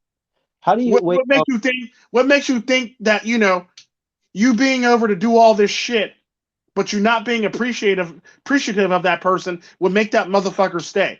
The sad part about that is, like the one video said, having a baby doesn't even make a person stay. No. So what makes you think anything is going to stay if you have very little to no respect for the person that you want to be in a relationship with? So you're saying even though he may hold on, I'm just trying to. I think this is like a hypothetical, but even if he's like low SMB and she happens to get impregnated by him, she still be considered dating up. Is that how it works? Well, no, she would have a child, but I bet, not man. really dating up. It depends on the SMV and where she falls out on the scale. Because I know a lot of women that are 7s and 8s that date like fucking 3s and 4s, or 5s and 6s. Mm-hmm. Like, so Yeah, it can happen. But the sad part about that is, what are you actually doing to make it happen? Like, case in point, Jay-Z's probably a fucking be nice. Jay-Z's probably a fucking 5. Okay, yeah, that's fair. Beyonce's an 8 or a 9. That's all. That's I'm valid. just saying. Yeah. I'm just saying. Yeah, Beyonce's valid. Beyonce's valid. Sean, like I said, he's a little bit down bad. Like he seems like he'd be like a down bad if it Like, wasn't for the look beard. at the guy. Yeah. The first thing that people clown is his fucking lips in his nose, yeah. and his nose. Legit. And people would honestly say, if that nigga didn't have money, he wouldn't be all that attractive. Like, think about that. And he Hell, ended pretty early. Tom Cruise had to undergo surgery to be Tom Cruise.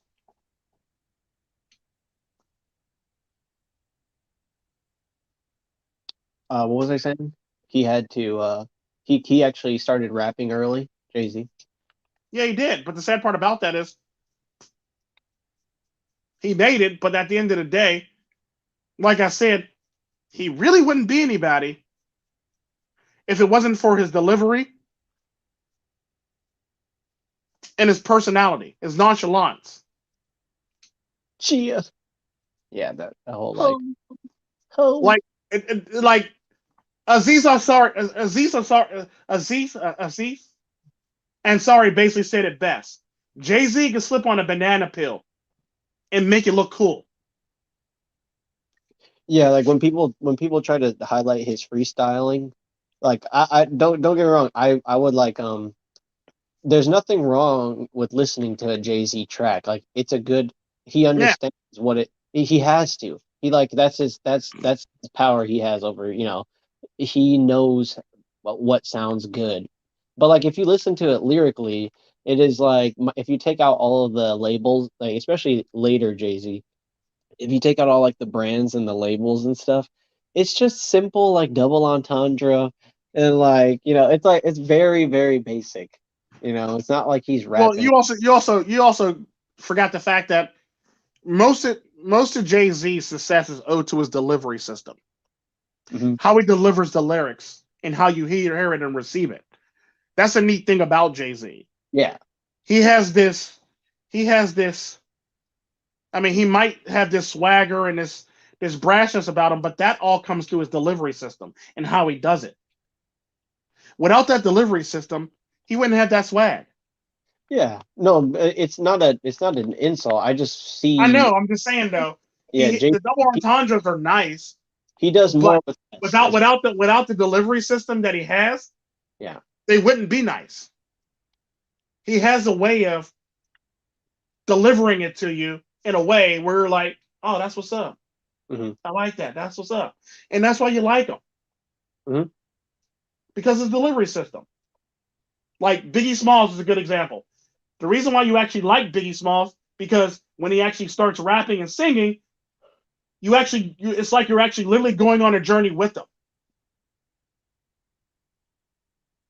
Think about it. It was Hmm. all a dream. I used to read Word Up magazine. Like you literally feel like you're on that journey with that nigga. You see what I'm saying? Hmm. Well, me personally, very sparingly because I'm not that that You much. literally feel like you're on the journey with that man. Basically, he literally drags you into his world while he's literally telling you a fucking story about his world. Yeah. And it doesn't matter what song it was. He literally drug you into it and have you fucking believe in it.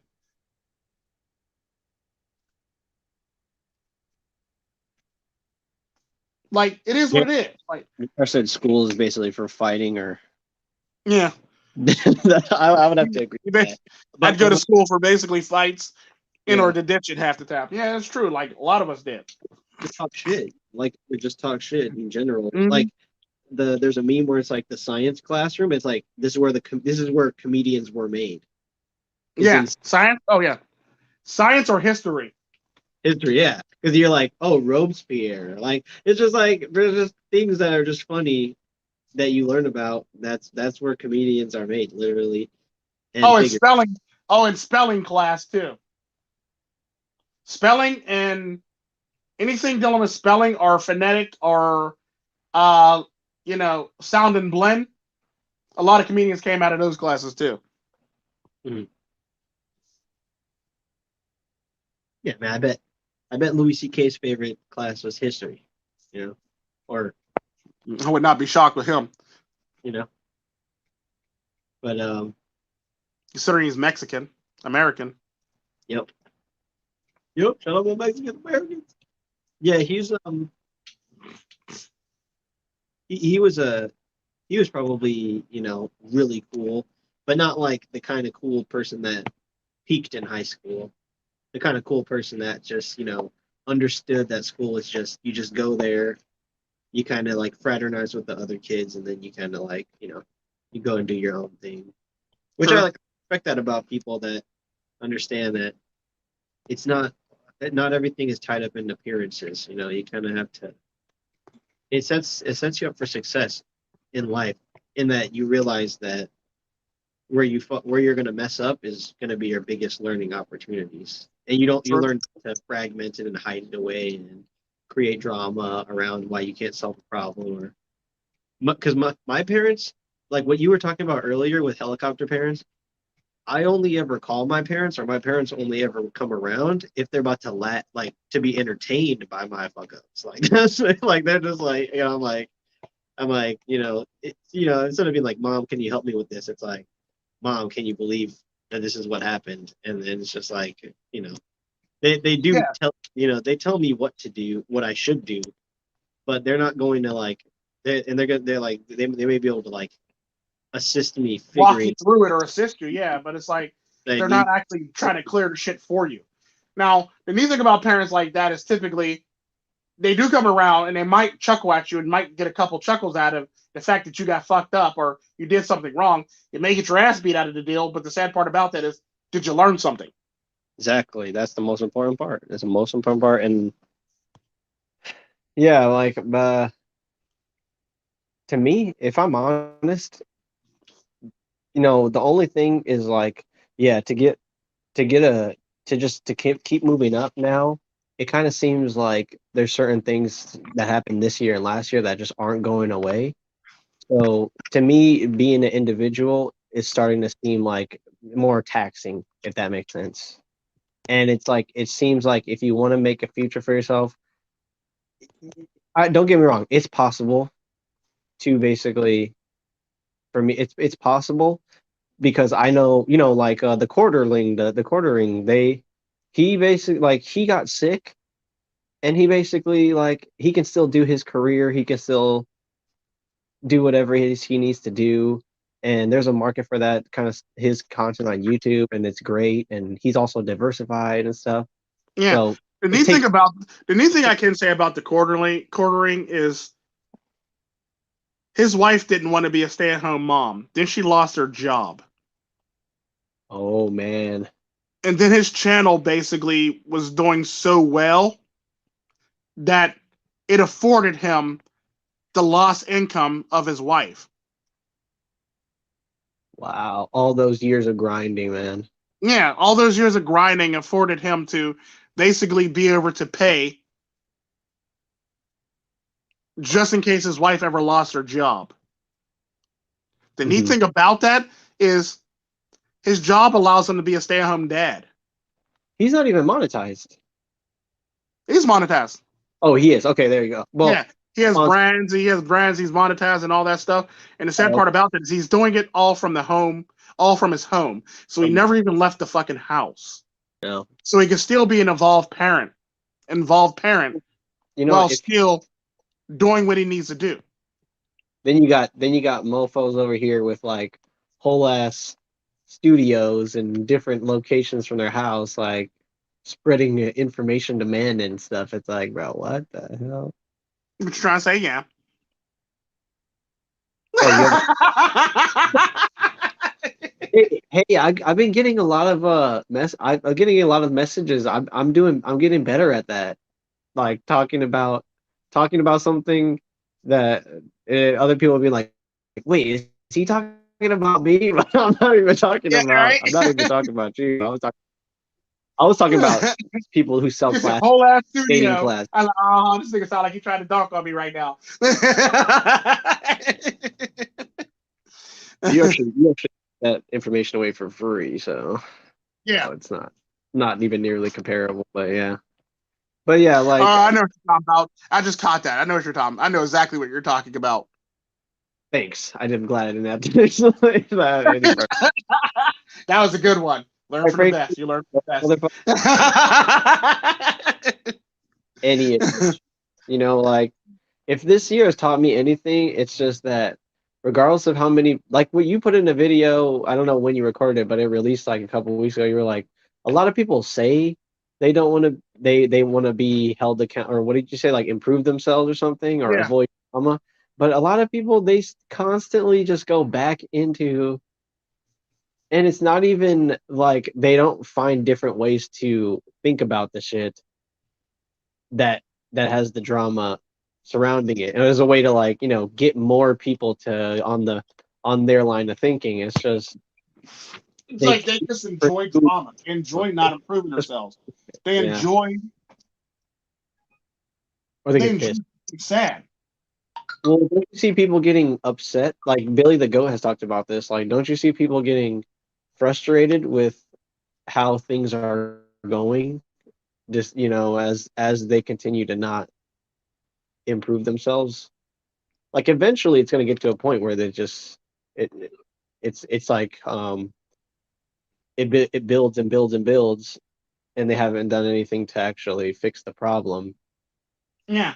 It's like, why fix the problem? Because that means you have to do some actual work on yourself.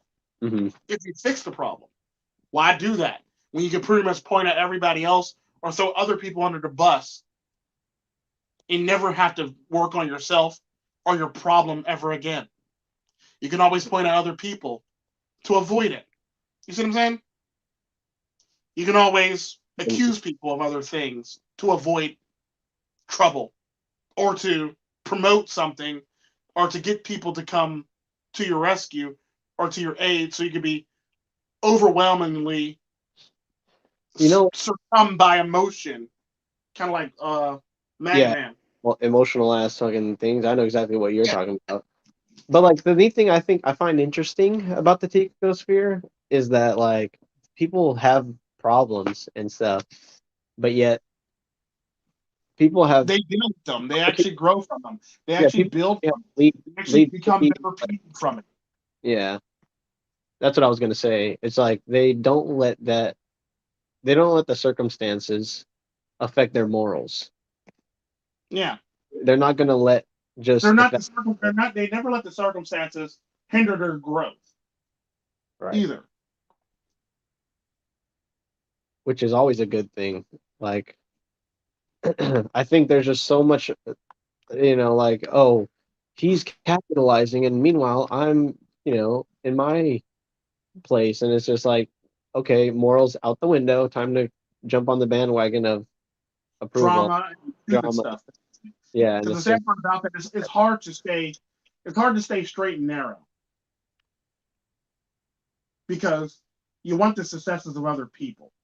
And to get that, sometimes you have to be, sometimes either A, you have to break what you're doing and do something else totally different, or, you know, keep on plugging and people would appreciate you.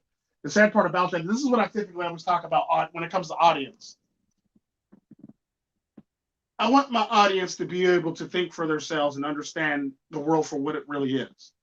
I don't want them to ever go on like some, you know, button pressing tirade on somebody else, harass another YouTuber over me. It's not that serious. It's really not that serious. Let that person have their opinion. We'll deal with it like men. Or right. in some cases, there are a lot of women that watch me, so we'll deal with it like grown adults. Um, and just ignore them because all they want is attention at the end of the day. I never want you never because the sad part about that when you go for more clicks and views, you tend to pick up people that aren't really great for you, that aren't really healthy for your brand, and that will pretty much make your brand look like shit. This is typically why YouTube started the whole entire thing, where if somebody says some dumb shit on your channel, you might can get your channel struck by it, for all intents and purposes, the best way to put it. Mm, It is what it is. Like, you never want to pick up people that are not really there for your brand, that are, a bit more extreme than your brand, or a bit more, you know, brazen about the stuff that they do with your brand. You never want those people. You want to yeah. pick up the audience. You basically want the audience that you want so you can have a respectable audience. So if anything happens, nobody can ever blame your audience for dumb stuff. Or, somebody comes out the Ticosphere, they can say, well, the Ticosphere is nothing but toxic men and they do all this extra stuff and they just came to my channel and raided us and did all this stuff and I feel so emotional now. Like, no, that's not what the Ticosphere is. Or the next season of Narcos blames its bad numbers on Ticosphere incels. Yeah, I know, right? You know, right? Or you know the or the or the the Matrix trying to take back the red pill and blaming the Tico's fair in the process of doing so. I mean, they didn't do it, but I'm just saying if they were to do it, that'd be funny. The Um, Ticosphere. Earlier when you said you wanted a genie, I was like, you got even a better. You got wind. You got right? wind. Wind's basically Blue Robin Williams, you know. Blue Robin Williams. but but anyways, it's like, no, it's true though. You got so much that I just, I hope it goes, you can pray for it to go away, but it really isn't. Like in addition to parenting, the lockdown has really put a damper on people's ability to avoid drama because there's not as much stuff to do. Uh and so you're spending a lot of your time in people's lives that definitely should just be able to live it out the way they want to. What you said about branding, what you said about like having a brand though, is that I would maybe like you to elaborate on that because people who have like 100K, 500K, 1 million subs and stuff, of course they do attract a lot of toxic people, but Yeah. they do ignore those people or Well, no, because the sad part about that is you get people that basically use those people to their advantage, right. showing complete ignorance. Case in point, there was an incident that happened with another Manosphere person in Hammerhand, where Hammerhand was wrenched on a live stream.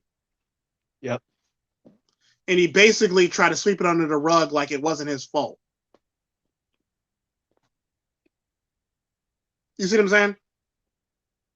And that within itself lets you know that picking. person's mentality. That Yep. lets you know that person is not there for you. They're basically there for their fucking self. Whoa. So when we read comments, we're kind of like texting a girl back that's ghosted us, and now she thinks it's all about her. And no, it's not even about reading comments. The sad part about that is Hammerhead put something in the chat and he literally got wrenched and blocked. Hammerhead mentioned something about it in the video or to the person. He emailed the person and the person pretended like he didn't know what he was talking about and literally blamed the person that blocked him and said, well, I don't have any control over that. You know, I love like a big bitch, basically. Let's get that out of the way now, because I know people are like, Yam just said he didn't like commenters. No, I love the comments, but what I'm saying is like you have people who wrench, who use the wrench a little bit too, frivolously. Well, it's not even that though. It's more or less the fact that you basically give the wrench to people that you know are going to protect your brand and or aren't going to do shit unfairly or unjustly. You know what I mean? People who can call it down the middle, no matter if they don't like the person or like what the person's saying in the comment section, they could pretty much call it down the middle, if you know what I mean.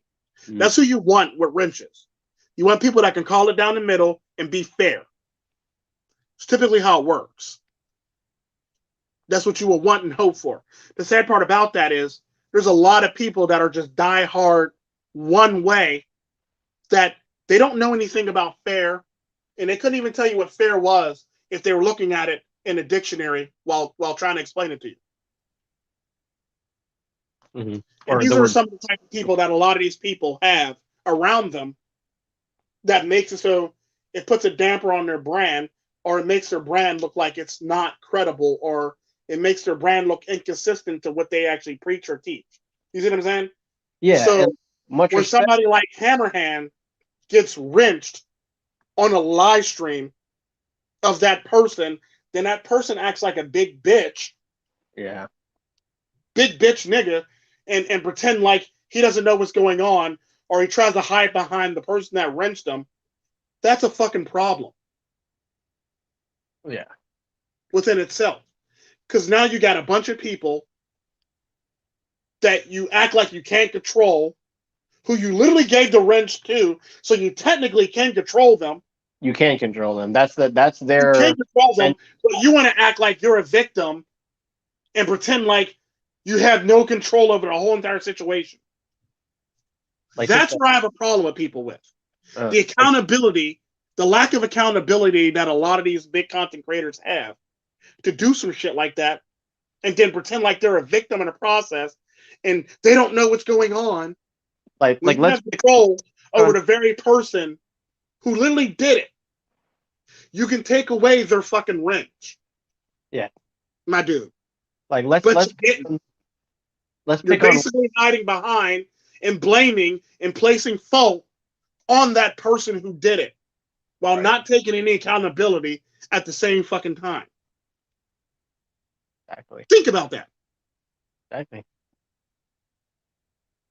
Well, because they can't admit that they're wrong because then they can't have a gung ho mentality because they'll feel like Like, basically, they don't want to upset their people watching them. yeah. Whereas I say, in a heartbeat, there's going to be shit on this channel that you're going to rat with me on.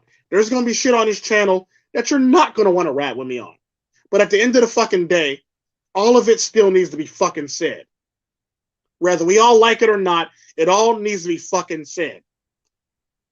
And that's exactly how I always lived. Because the irony to it is, a lot of the videos that I put up now are nothing more than requests from various people. The more requests I get, the more videos I put out. The less requests I get, the less videos I put out. Mm-hmm. Pretty much how it works. The less requests I get, the less Vedic Ghost videos that go out. The more requests I get, the more Vedic Ghost videos that come out. It's pretty much the nature of the beast. Because if you look at all the videos that I put out, it says requested or requested by a fan or requested by a follower. It's basically all request videos. Every single video that I put out this year has been a request video. Aside from me and Wind, and because like I don't know, you're not really on Discord that much anymore unless it's to handle some business, but like it's not. I just look at these people that are always active in Discord and stuff. Meanwhile, they claim they can't control people, but it's just like Win can make whatever videos he wants. Dan King can make whatever videos he wants. Babu, like no one is really controlled in terms of you being in the Tico sphere. Yeah, Like no. and that's sad because a lot of people would like to say like we try to manipulate steps behind the scenes and set people up and like that is not how it goes. Like that's how it goes. If you go Because the to sad part about that is like I was saying in the one video, I basically just show up anymore. right, Everything's off the cuff. Everything's off the rip, basically. dude, It's basically like think of me like a fucking freestyler rapper, basically.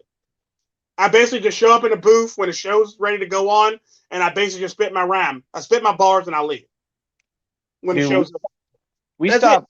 In my mind, I don't like. In my mind, I stopped planning stuff after Emotionless came out.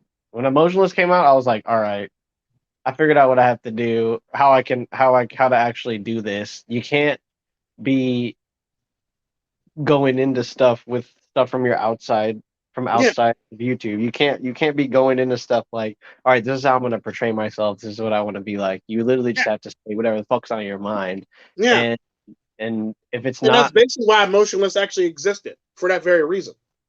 it's like stop it's basically a blueprint for just going into shit and not taking emotion with you, or not taking on all the external problems that have nothing to do with the topic or the video or the live stream.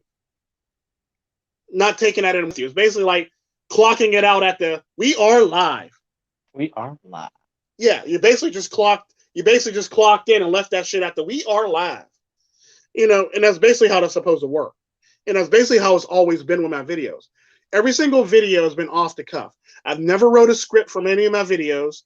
I've never wrote the shit down. I've never, did all this elaborate shit for the videos. I basically just do it off the cuff. You get a hot take after a hot take after a hot take. Mhm. And if I make a mistake, I'll admit to the mistake, fix the mistake, and keep on going. In real time. You literally see me correct a mistake in real time. If I misstep or make a mistake, I'll literally correct it in real time. Pretty much how it works.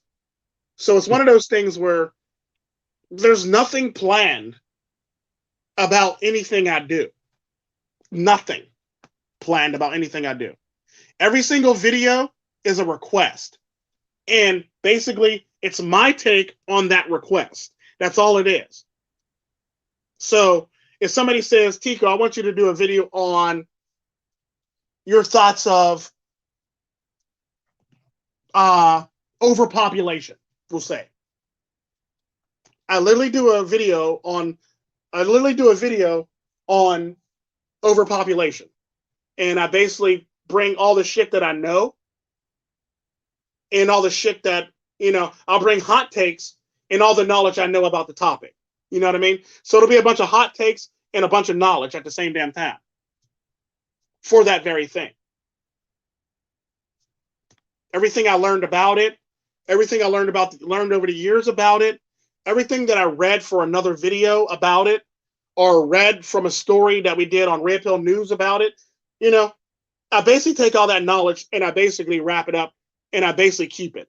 And I catalog it and I put it in the back of my mind and I keep it for a later date and time because I never know when I'm going to use it or what I'm going to use it for. You get that plus analogies. The analogies aren't even fucking planned. The analogies are literally off the top of my head. Like when I literally said when it comes to women, I can't be mad at women for being who they are base nature. That'd be like a lion at the fucking zoo that's starving and you happen to jump your punk ass over the fucking gate and go in there and you get eaten. I'm not shocked that the lion ate you. Just like I'm not shocked that women are hypergamous. It's not shocking to me in the least bit, especially when you don't keep them in check. There's a reason why you're not supposed to jump over the gate. That gate is to keep the lion in check, not to eat your punk ass.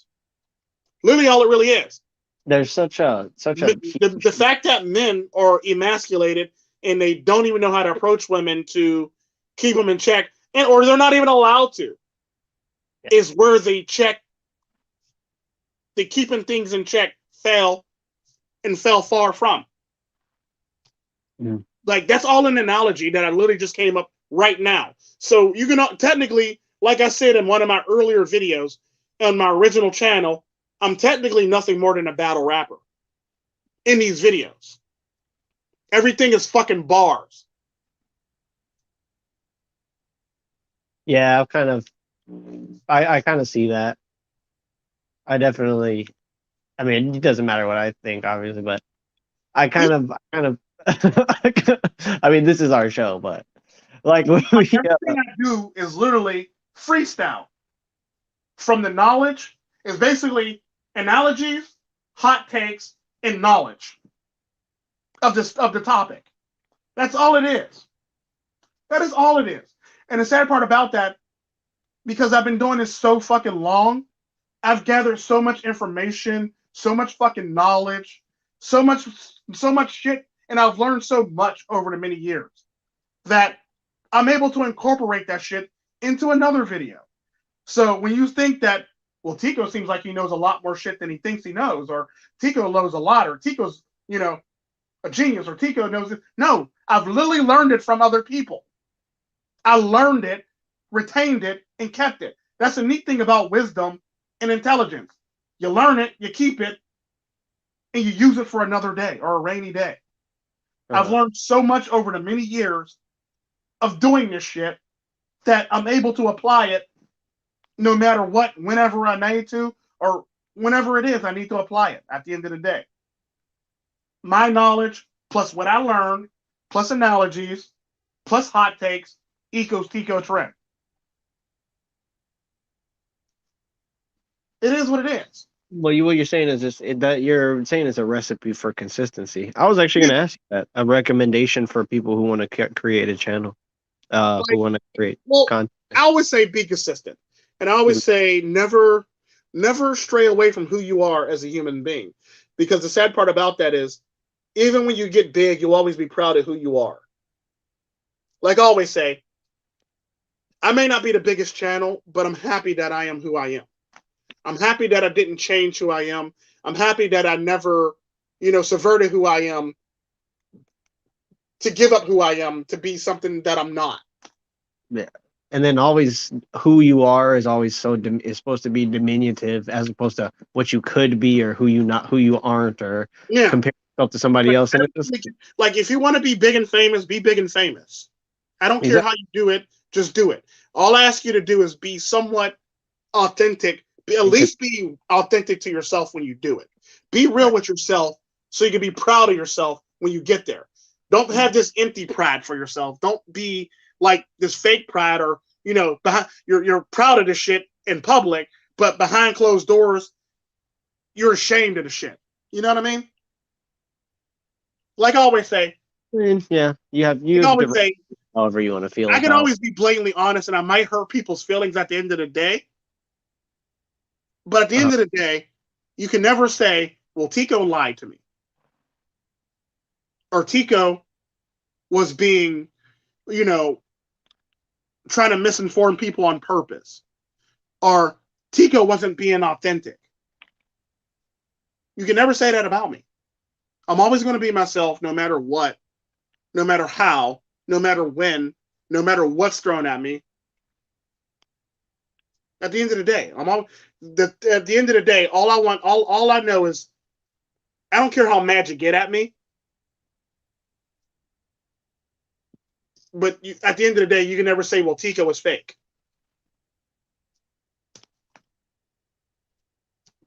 Like, you might say, fuck Tico. I hate Tico because he talks about this shit and fuck Tico. I'm perfectly fine with that. I am perfectly fine with that. But what you can never say is Tico is fake. What you need to tell those people is to suck a fart out of a jar. No, I don't even care if they hate me. I don't even care if they hate me. I don't care if they dislike me at all. But what they can't say about me is I was fake or I did all this extra shit or I had some crazy master plan for them. No, it's like, no, nigga, I ain't got time for that shit. I ain't got time for that shit at all. I run way too many businesses and I got way too many employees to worry about your ass. Yeah. I mean, if you're my employee, you get a little bit more in terms of like me caring about what you got going on. But if you're just a random ass person, it's like that's another thing too. A lot of people will be banding together on here, but they really let one person or two people do all the work. And it's just like, why? Why? I get it. We want to all be in a group. Yeah. But if it's not an efficient group, the sad part about that, I don't want, and this is the neat thing I love about the Tico's Fair. It's like, I don't want everybody to be running up here talking about co-signing on everybody. If you have a disagreement with people, you have a disagreement with people. That's fine. Perfectly fine. That's what I want. I don't ever want it to be an echo chamber. If you ever notice, everybody in the Tico Sphere has different views, different problems, different focuses, and does different things. We have trolls that like trolling people on a regular basis and having fun with it and enjoy it. Whole entire channel's built off of it. I enjoy it sometimes. I enjoy a lot of the shit because then they go on to, you find out that they can actually not just troll one person, they can troll multiple people at the same damn time. Then you got the esoteric people. Then you got the, the jokey, funny people. Then you got the people who actually make content about red pill stuff and MGTOW stuff. You got the people that, huh? You were kind of hinting at that earlier. Like, in order to have a successful channel or successful anything with regard to like being creative, you're gonna have to make like some sacrifice, or you're gonna have to experience something in order to make that thing authentic. Yeah, like a case in point. Right now, I owe my growth literally to the Vedic Ghost videos. I literally owe my growth to the Vedic Ghost videos. the number of people I got now on this channel is owed to the Vedic Ghost videos.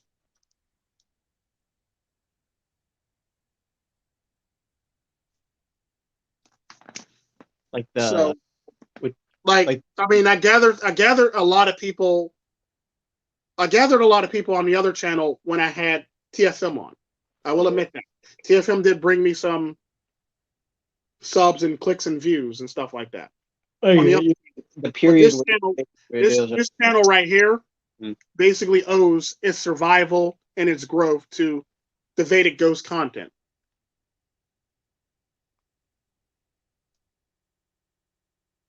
Is that, would you say that's the one that you're most proud of? That What one? Vedic Ghost? Oh yeah, definitely. Like the other channel literally owes its survival and sustainability to the internal Sadits stuff.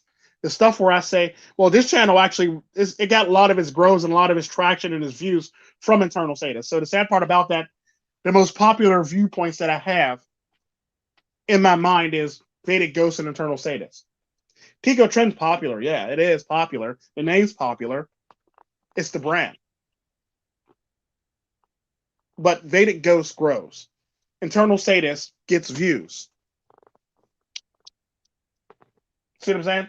I feel like Tico Trend just attracts a lot of, people that want to do crazy wild shit with your brand. And Mm-hmm. The internal Sadist brand, the internal Sadist moniker under the Tico Trend literally gets views. like you're People come to it because like it's so raw and it's so like real and it's so mean and it's so callous and it's so nonchalant and it makes people think like, ooh, fuck him too. Like, he's just an asshole. He don't care about nobody. Like, and it's just basically me like you're boiling let down necessity for what it really is. What you actually need, what you don't really need. yeah, your Let's Talk Facts series is kind of is the one thing, and it's gonna sound like I'm bitching, but I feel like it's the one thing that would inspire somebody to go to another person's channel and say something, Yeah. type something out. That's the Well, only. no, the sad part about that, the Let's Talk Facts is basically nothing more than years of calling people out for doing dumb shit. That's all it is. It's a combination of years of calling people out on dumb shit. I've noticed that you've never called anybody out that was just wrong. And there's always some sort of deception about the way that Yeah, they. like anytime, like only time I call people out, if you ever notice, if it's somebody says something about my character or who I am as a human being or anything like that. That is the only time I'll make a Let's Talk Facts on somebody. I'm not finna just randomly make a Let's Talk Facts for no fucking reason whatsoever. I'm not going to start a whole entire Let's Talk Facts because I feel some type of way and I woke up this morning. No. You get a Let's Talk Facts when you start trying to manipulate and lie about me or to me. Or your peoples. Or Or to you. people. To you, right. Or to Or you. yeah, or my people or to me, basically. Like, you're not going to sit up here and lie to my face. Like, you're not going to spit in my face and tell me it's raining, basically, and expect me to be okay with it. And the thing that a lot of people are bothered by when I make those videos is the fact that, Like I said, it's like a Call of Duty lobby in a video. yeah, it's literally like Call of Duty lobby, only in a video. Yeah, literally it is. And it's like, I'm willing to go as far as you're willing to go. And that's what I'm I willing. don't I'm appreciate. like, if you want to go very far with this, I'm willing to jump on a plane and start talking to people. Like, why are you so negative? Why are you doing this? It's just like, how does me being negative how does that affect your emotions? Yeah, literally. Why can't I just be why Yeah. can't I just be myself and And the sad part about that, there's nothing negative about the Let's Talk Facts. I'm basically pointing out inconsistencies as I'm going along. I'm literally pointing out inconsistencies and calling people out for something they literally said in a video or about me in a video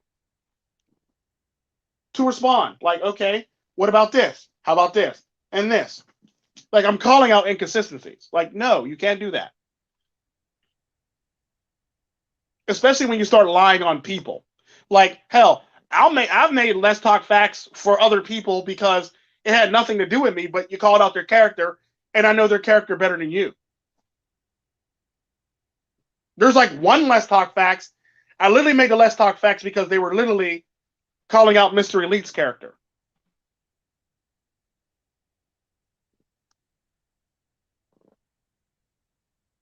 Yeah, dude. Matter of fact, I made another video before as precursor to Let's Talk Facts where people were just coming at me, comment section, emails saying stuff about Hammerhand and Mr. Elite, and I basically made a video to say, look, I don't give a fuck what you think about them. I'm still ratting with them. They've done nothing to me for me to say I can't rat with them. The minute they do that, you'll know in a heartbeat, I'm going to say, a nigga ain't ratting with them no more. I will make a video literally saying, I'm done with them. But the sad part about that is they've done nothing wrong to me, and they've done nothing for me to actually say that yet. I remember that video. I remember that video like it was yesterday. Marcus DeVille. I remember that video like it was yesterday. And it pissed me off. And you could tell I was pissed off because I actually literally had to make a video about the shit. What you're not going to do is try to make up fake shit on somebody's character and then say, well, Tico, if you support this, that, and the other. You not finna do that to me. We not finna call me out my name because I don't want to because I do not want to follow these guys, or I do not want to, you know, I don't want to do what you want me to do, basically. Like, now you're fucking with my character, now you're fucking with their character, and now you're fucking with all of our character. So now I got to make a video about this shit. That's typically how that works. You're highlighting something very important in that people don't realize when they're people like to like be cruel and stuff intentionally, but they don't understand when they're trying to paint a narrative. It involves there's always a good and a bad guy, you know, and they're always trying to paint somebody else as in a negative light. And it's just like they don't. I feel like a lot of people get retribution. Yeah. You face retribution. Shocked. Yeah. They're like, how did this happen? How did this happen? Like, I don't understand what I did in order to receive this. And it's like, yeah. Because the sad part about that, what a lot of people missing a lot of those Let's Talk Facts things, I've really called out Win several times in some of those Let's Talk Facts things. I go, Win did go a little too fucking far. Because he can. Because he's his own person. Because he can. He literally can go too far sometimes. And I will actually acknowledge that in the Let's Talk Facts. And the sad part about that is I talked to Win about this shit. Like, Win, that's a little too far, my dude. No. And the sad part about that, I will actually admit when Win went too far in a situation. I've literally admitted that one when I made a video about that, and I was talking about you, True Sherm, Mega Man, Sifu, Hidden, True Sherm, and all those people when y'all were all going through that fucking fallout. I literally called out all those people in one video. Yeah. So me doing that should let you know off the bat, I don't give a fuck if it's my team or your team. I'm going to call it out.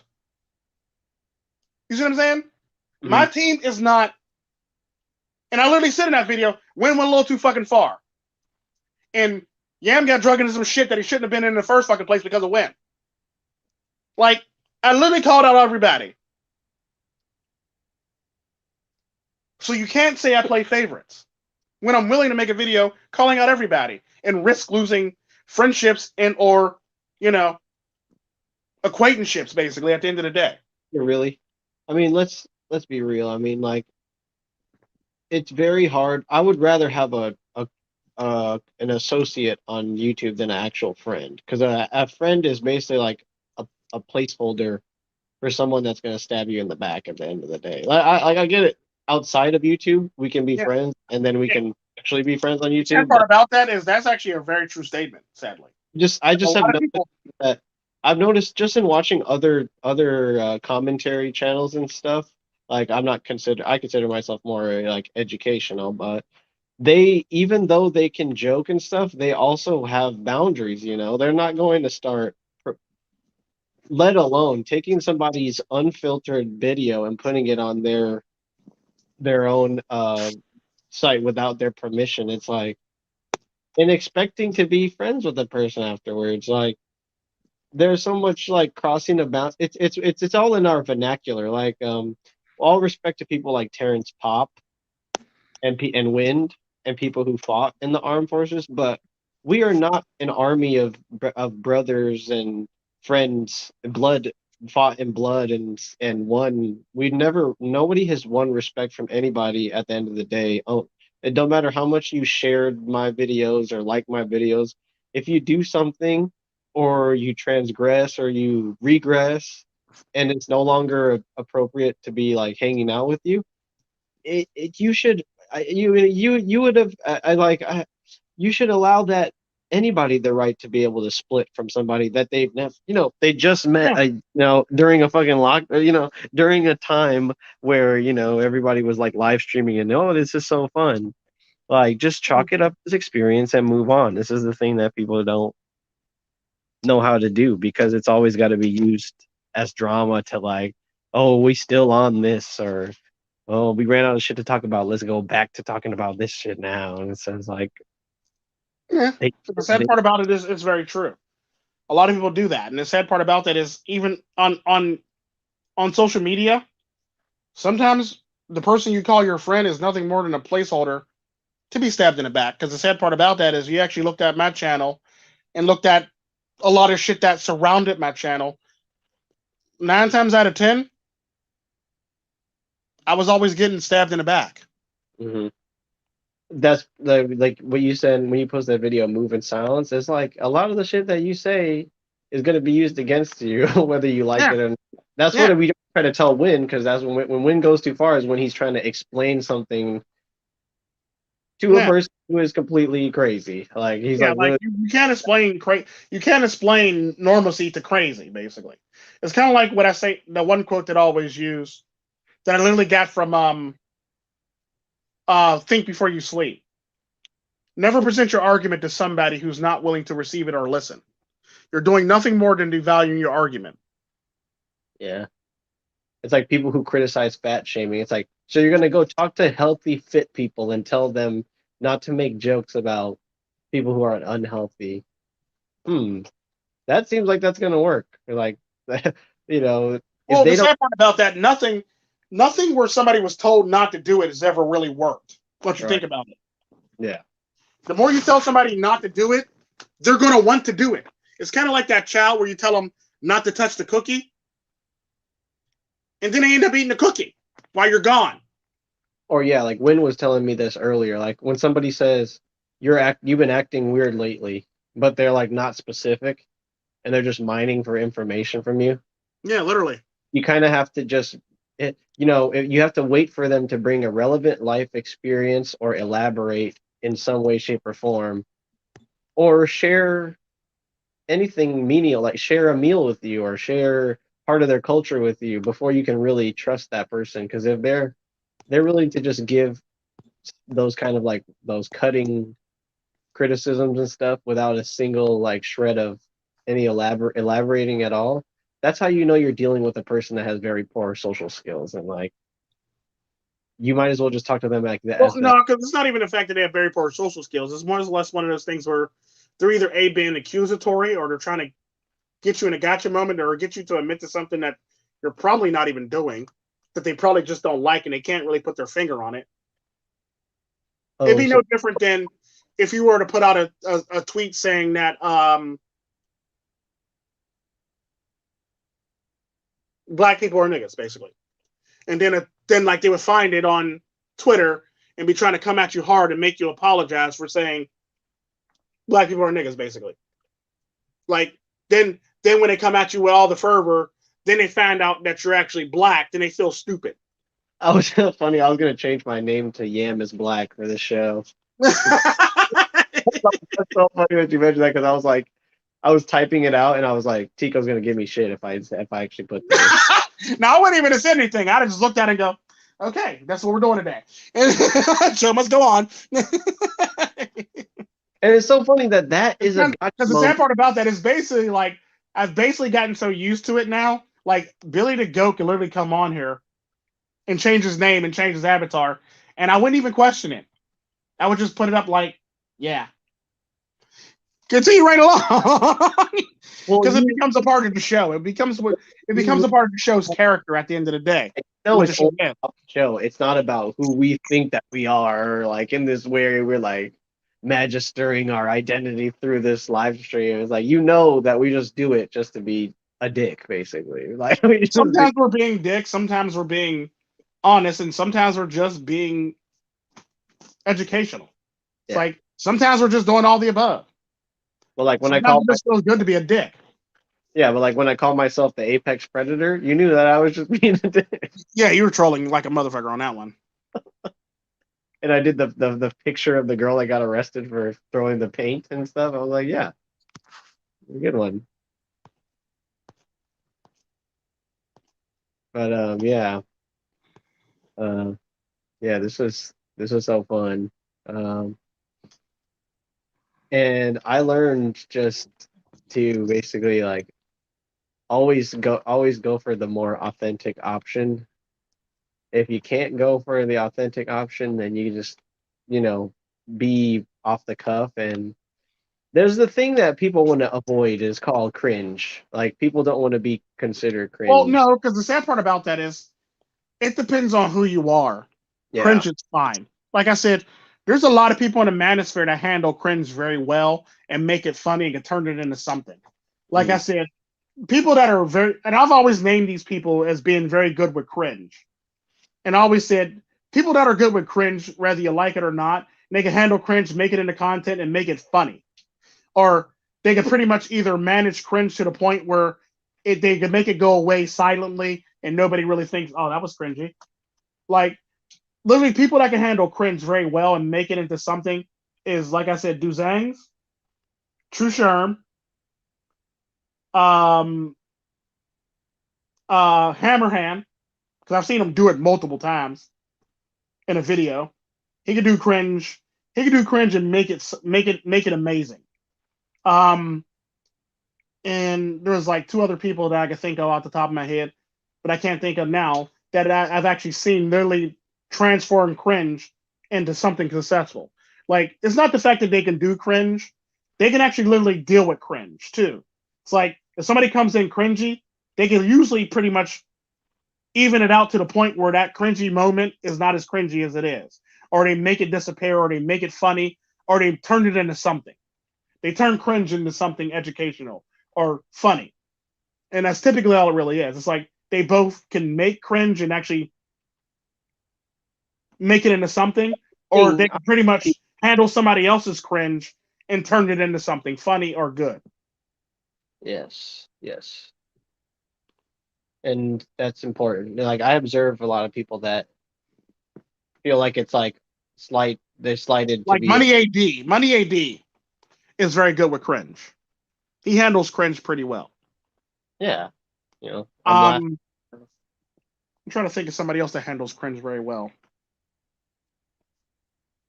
Those two people we did a trolling trolls video about that have their studios and all that stuff.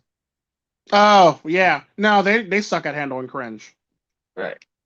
Whenever it gets cringy, the show literally slows down and it goes to a small crawl, and it's like, well, time to log out of this and we'll watch something else now. It's like it's going to be cringy. It's like they suck at handling cringe. Like now, I will say this: I've never seen play and what's his name do cringe, but I know they can manage it very well. They're very good at managing it. Mm. Um,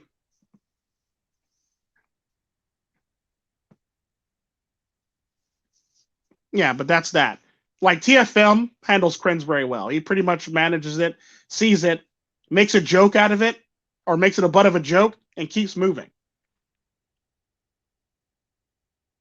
Yeah, he also sucks up a lot of like what you said about the brand. He has to argue down a lot of his supporters who bring up just irrelevant things like Yeah, There's another person I know who does that, who like streams games, and he Mhm. does like disagreement talks, and he has to argue his own subscribers to hell. Even some black pillars get annoyed because they have to spend so much time just like arguing with their subscribers about something, and it's like, Mm. bro, it's cringe. It really is Yeah. cringe. Well, it's not even just that though. It's more or less the fact that like when somebody tosses something at you, it's all about how you manage it and handle it and mitigate it. Mm.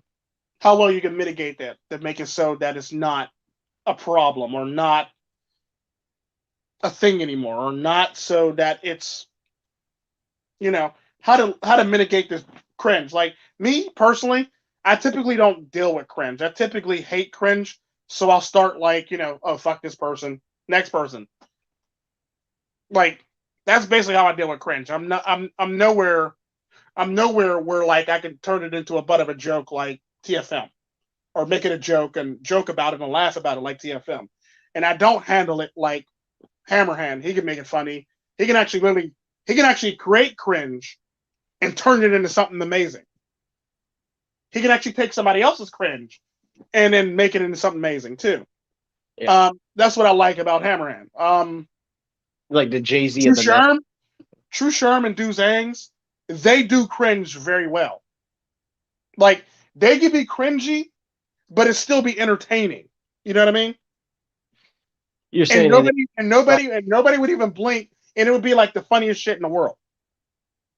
That's the thing. Like people are afraid that cringe is gonna drive people away, but it's like they will. It would just really Sometimes when you're that good at dealing with it and handling it and being it, it becomes endearing. It becomes a part of your personality at the end of the day. like there's so many streamers I can think of that are really cringe, but that's not. They're not afraid that of like being themselves. It's all about the creativity process too.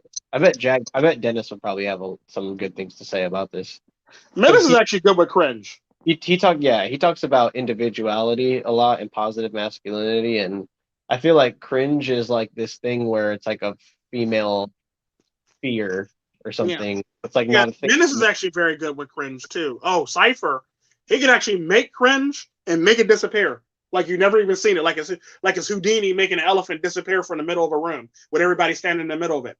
Cypher's very good at that. Cypher's pretty much a magician of cringe. He can make it appear, then make it disappear. Hmm. Um, so there's always people that are there's people that specialize in cringe, and there's people that can mitigate cringe and make it funny. There's people that just do both.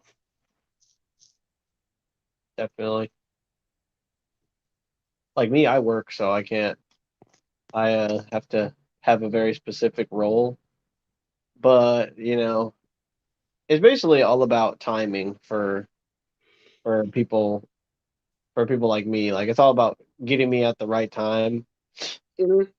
and me having because contrary to popular belief, like if I do have free time, I typically try to fill it with something.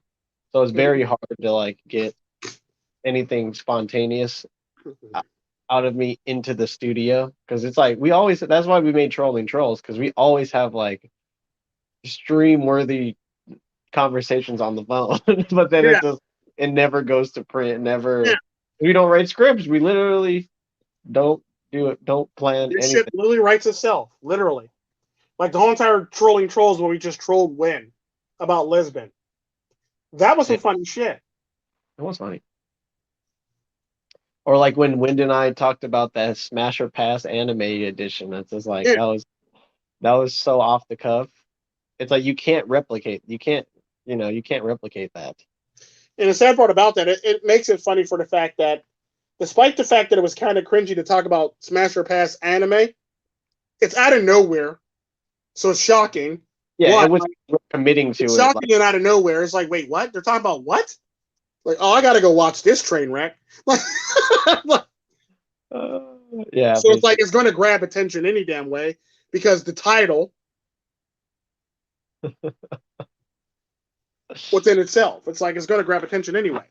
So it's like it was also pretty self-aware. At least from my standpoint, it was like pretty controlled. It's not like we were like having our deepest, darkest fantasies on there. Like how some people play Smash or Pass, where they like you can just see they turn into a different person. Like Yeah, soon as pussy gets thrown around, it's like, oh, okay. So you really about yeah, to go down for that though? yeah. And the Like, neat thing about it is like the real existence of trolling trolls is owed to like Double I, because a lot of times in the backstage, a lot of people say a lot of real shit and a lot of funny shit and a lot of cool shit, and he says we should be recording this, and that gave me an idea, and that's the very reason why I recorded in the backstage for that very reason, because a lot of times a lot of ideas and a lot of shit literally comes from the backstage. Hell, I would say about 80% of Vedic Ghost shit literally comes from the backstage. Anytime you hear a Vedic Ghost video, 9 times out of 10 it comes from backstage. Only thing edited in is this is Vedic Ghost, like, subscribe, and share. That's it. Everything else is something I said in the backstage. Cut it, add like, subscribe, and share, make it a video. Sometimes I don't even add that at the end because it's very hard to add at the end because it doesn't sound like it flows nicely. So I just put the video out there and it doesn't say it. we just hear like boom, couple, boom, boom. Ha ha ha ha ha.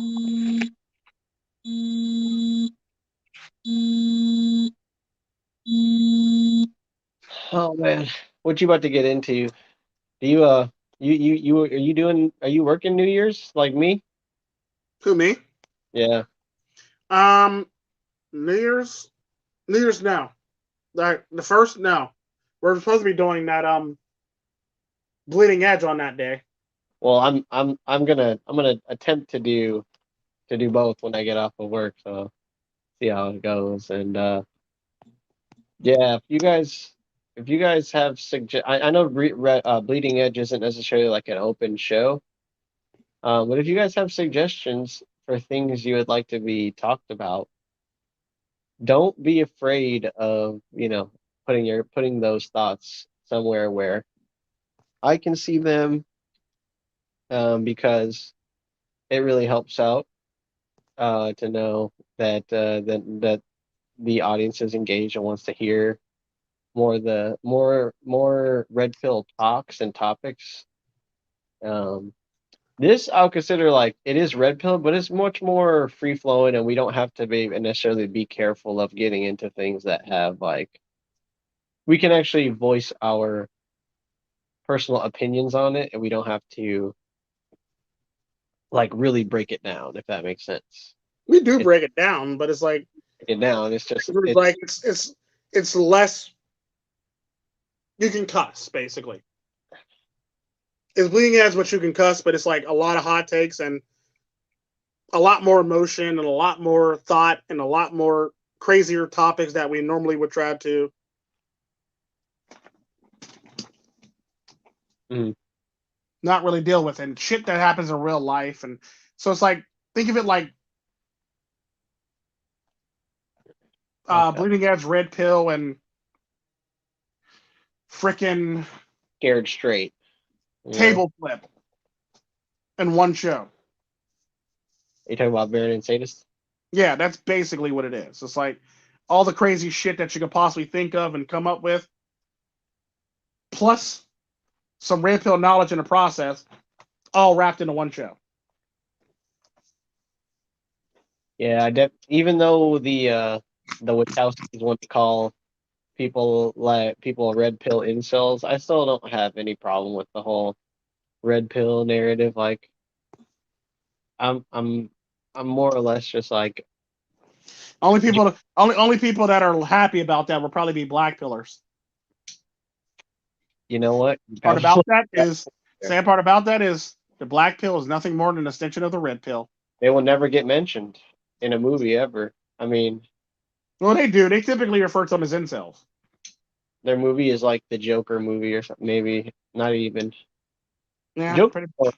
The joke. I was explaining this to Win. The Joker was like he was so committed to being a clown. He just let it cut. He let it like turn him in that newest version.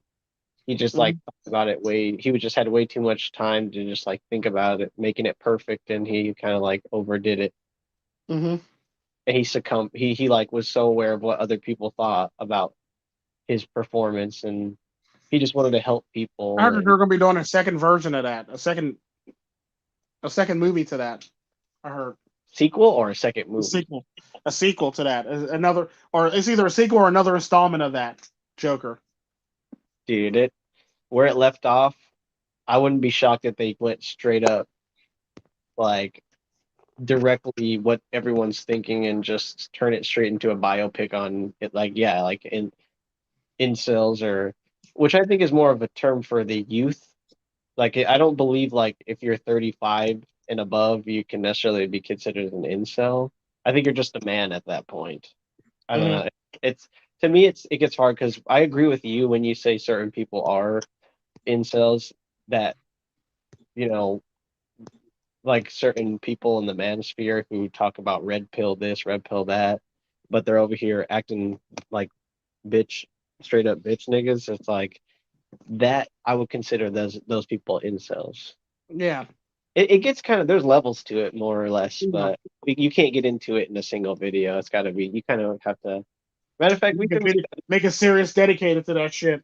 we can make a whole separate, because I do believe that is an important topic. It's just you can't really, without bringing up stuff about single mothers, without bringing up stuff about education, parenting, all that stuff, which, yeah, definitely is intriguing, but just not to your average everyday person, you know.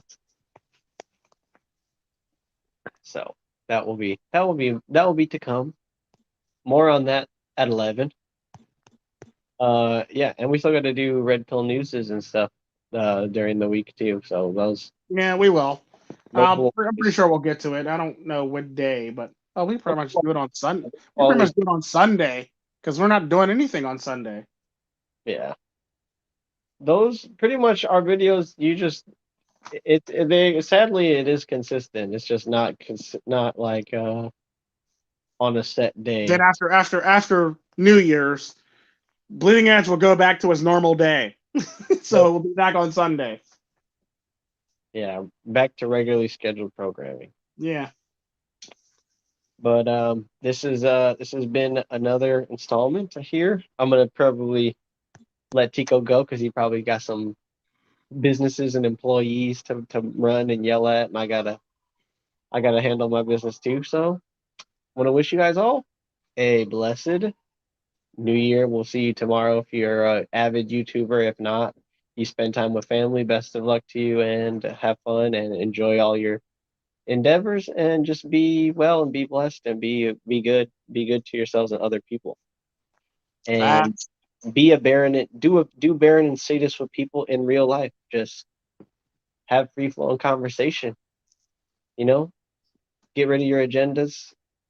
You know, put That on the sounds like actually a good idea. put on your big boy pants and just fucking. Oh, also share your culture with people and let only listen to people that will share their culture and their experience with you. Don't don't go fishing, or don't let people fish you. You're not a fish. If you are a fish, I expect you to be a bigger fish by the next week. This guy. I said you'd be bigger fit by the end of the next. You're a bass, I expect you to be a carp. A carp, I expect you to be a swordfish. A swordfish, I expect you to be a whale. You're a whale, I For expect, sure. or a shark. Sorry, a whale shark. If you're a shark, you know. But that's it. I'm gonna let Tico put out the outros. This is all good. I just uploaded a freestyle. That's kind of just like a jumble and stuff, but definitely expect more from me. But that's it for me, guys. I'm out. Thank you. Oh, I forgot to say my name. I'm Baron Yam. Like, comment, subscribe, and thank you very much for watching. I'll talk to you guys later. This is Tico Trend and Tico Trend Live. Be good to yourselves and treat yourselves like milk and do nothing but spoil yourselves. And here goes the outros. What is up, guys? It's Baron Yam. And for all you people cohabitating thinking that you're holding it down, how come your wifey's bedside drawer looks like Toys R Us? Huh?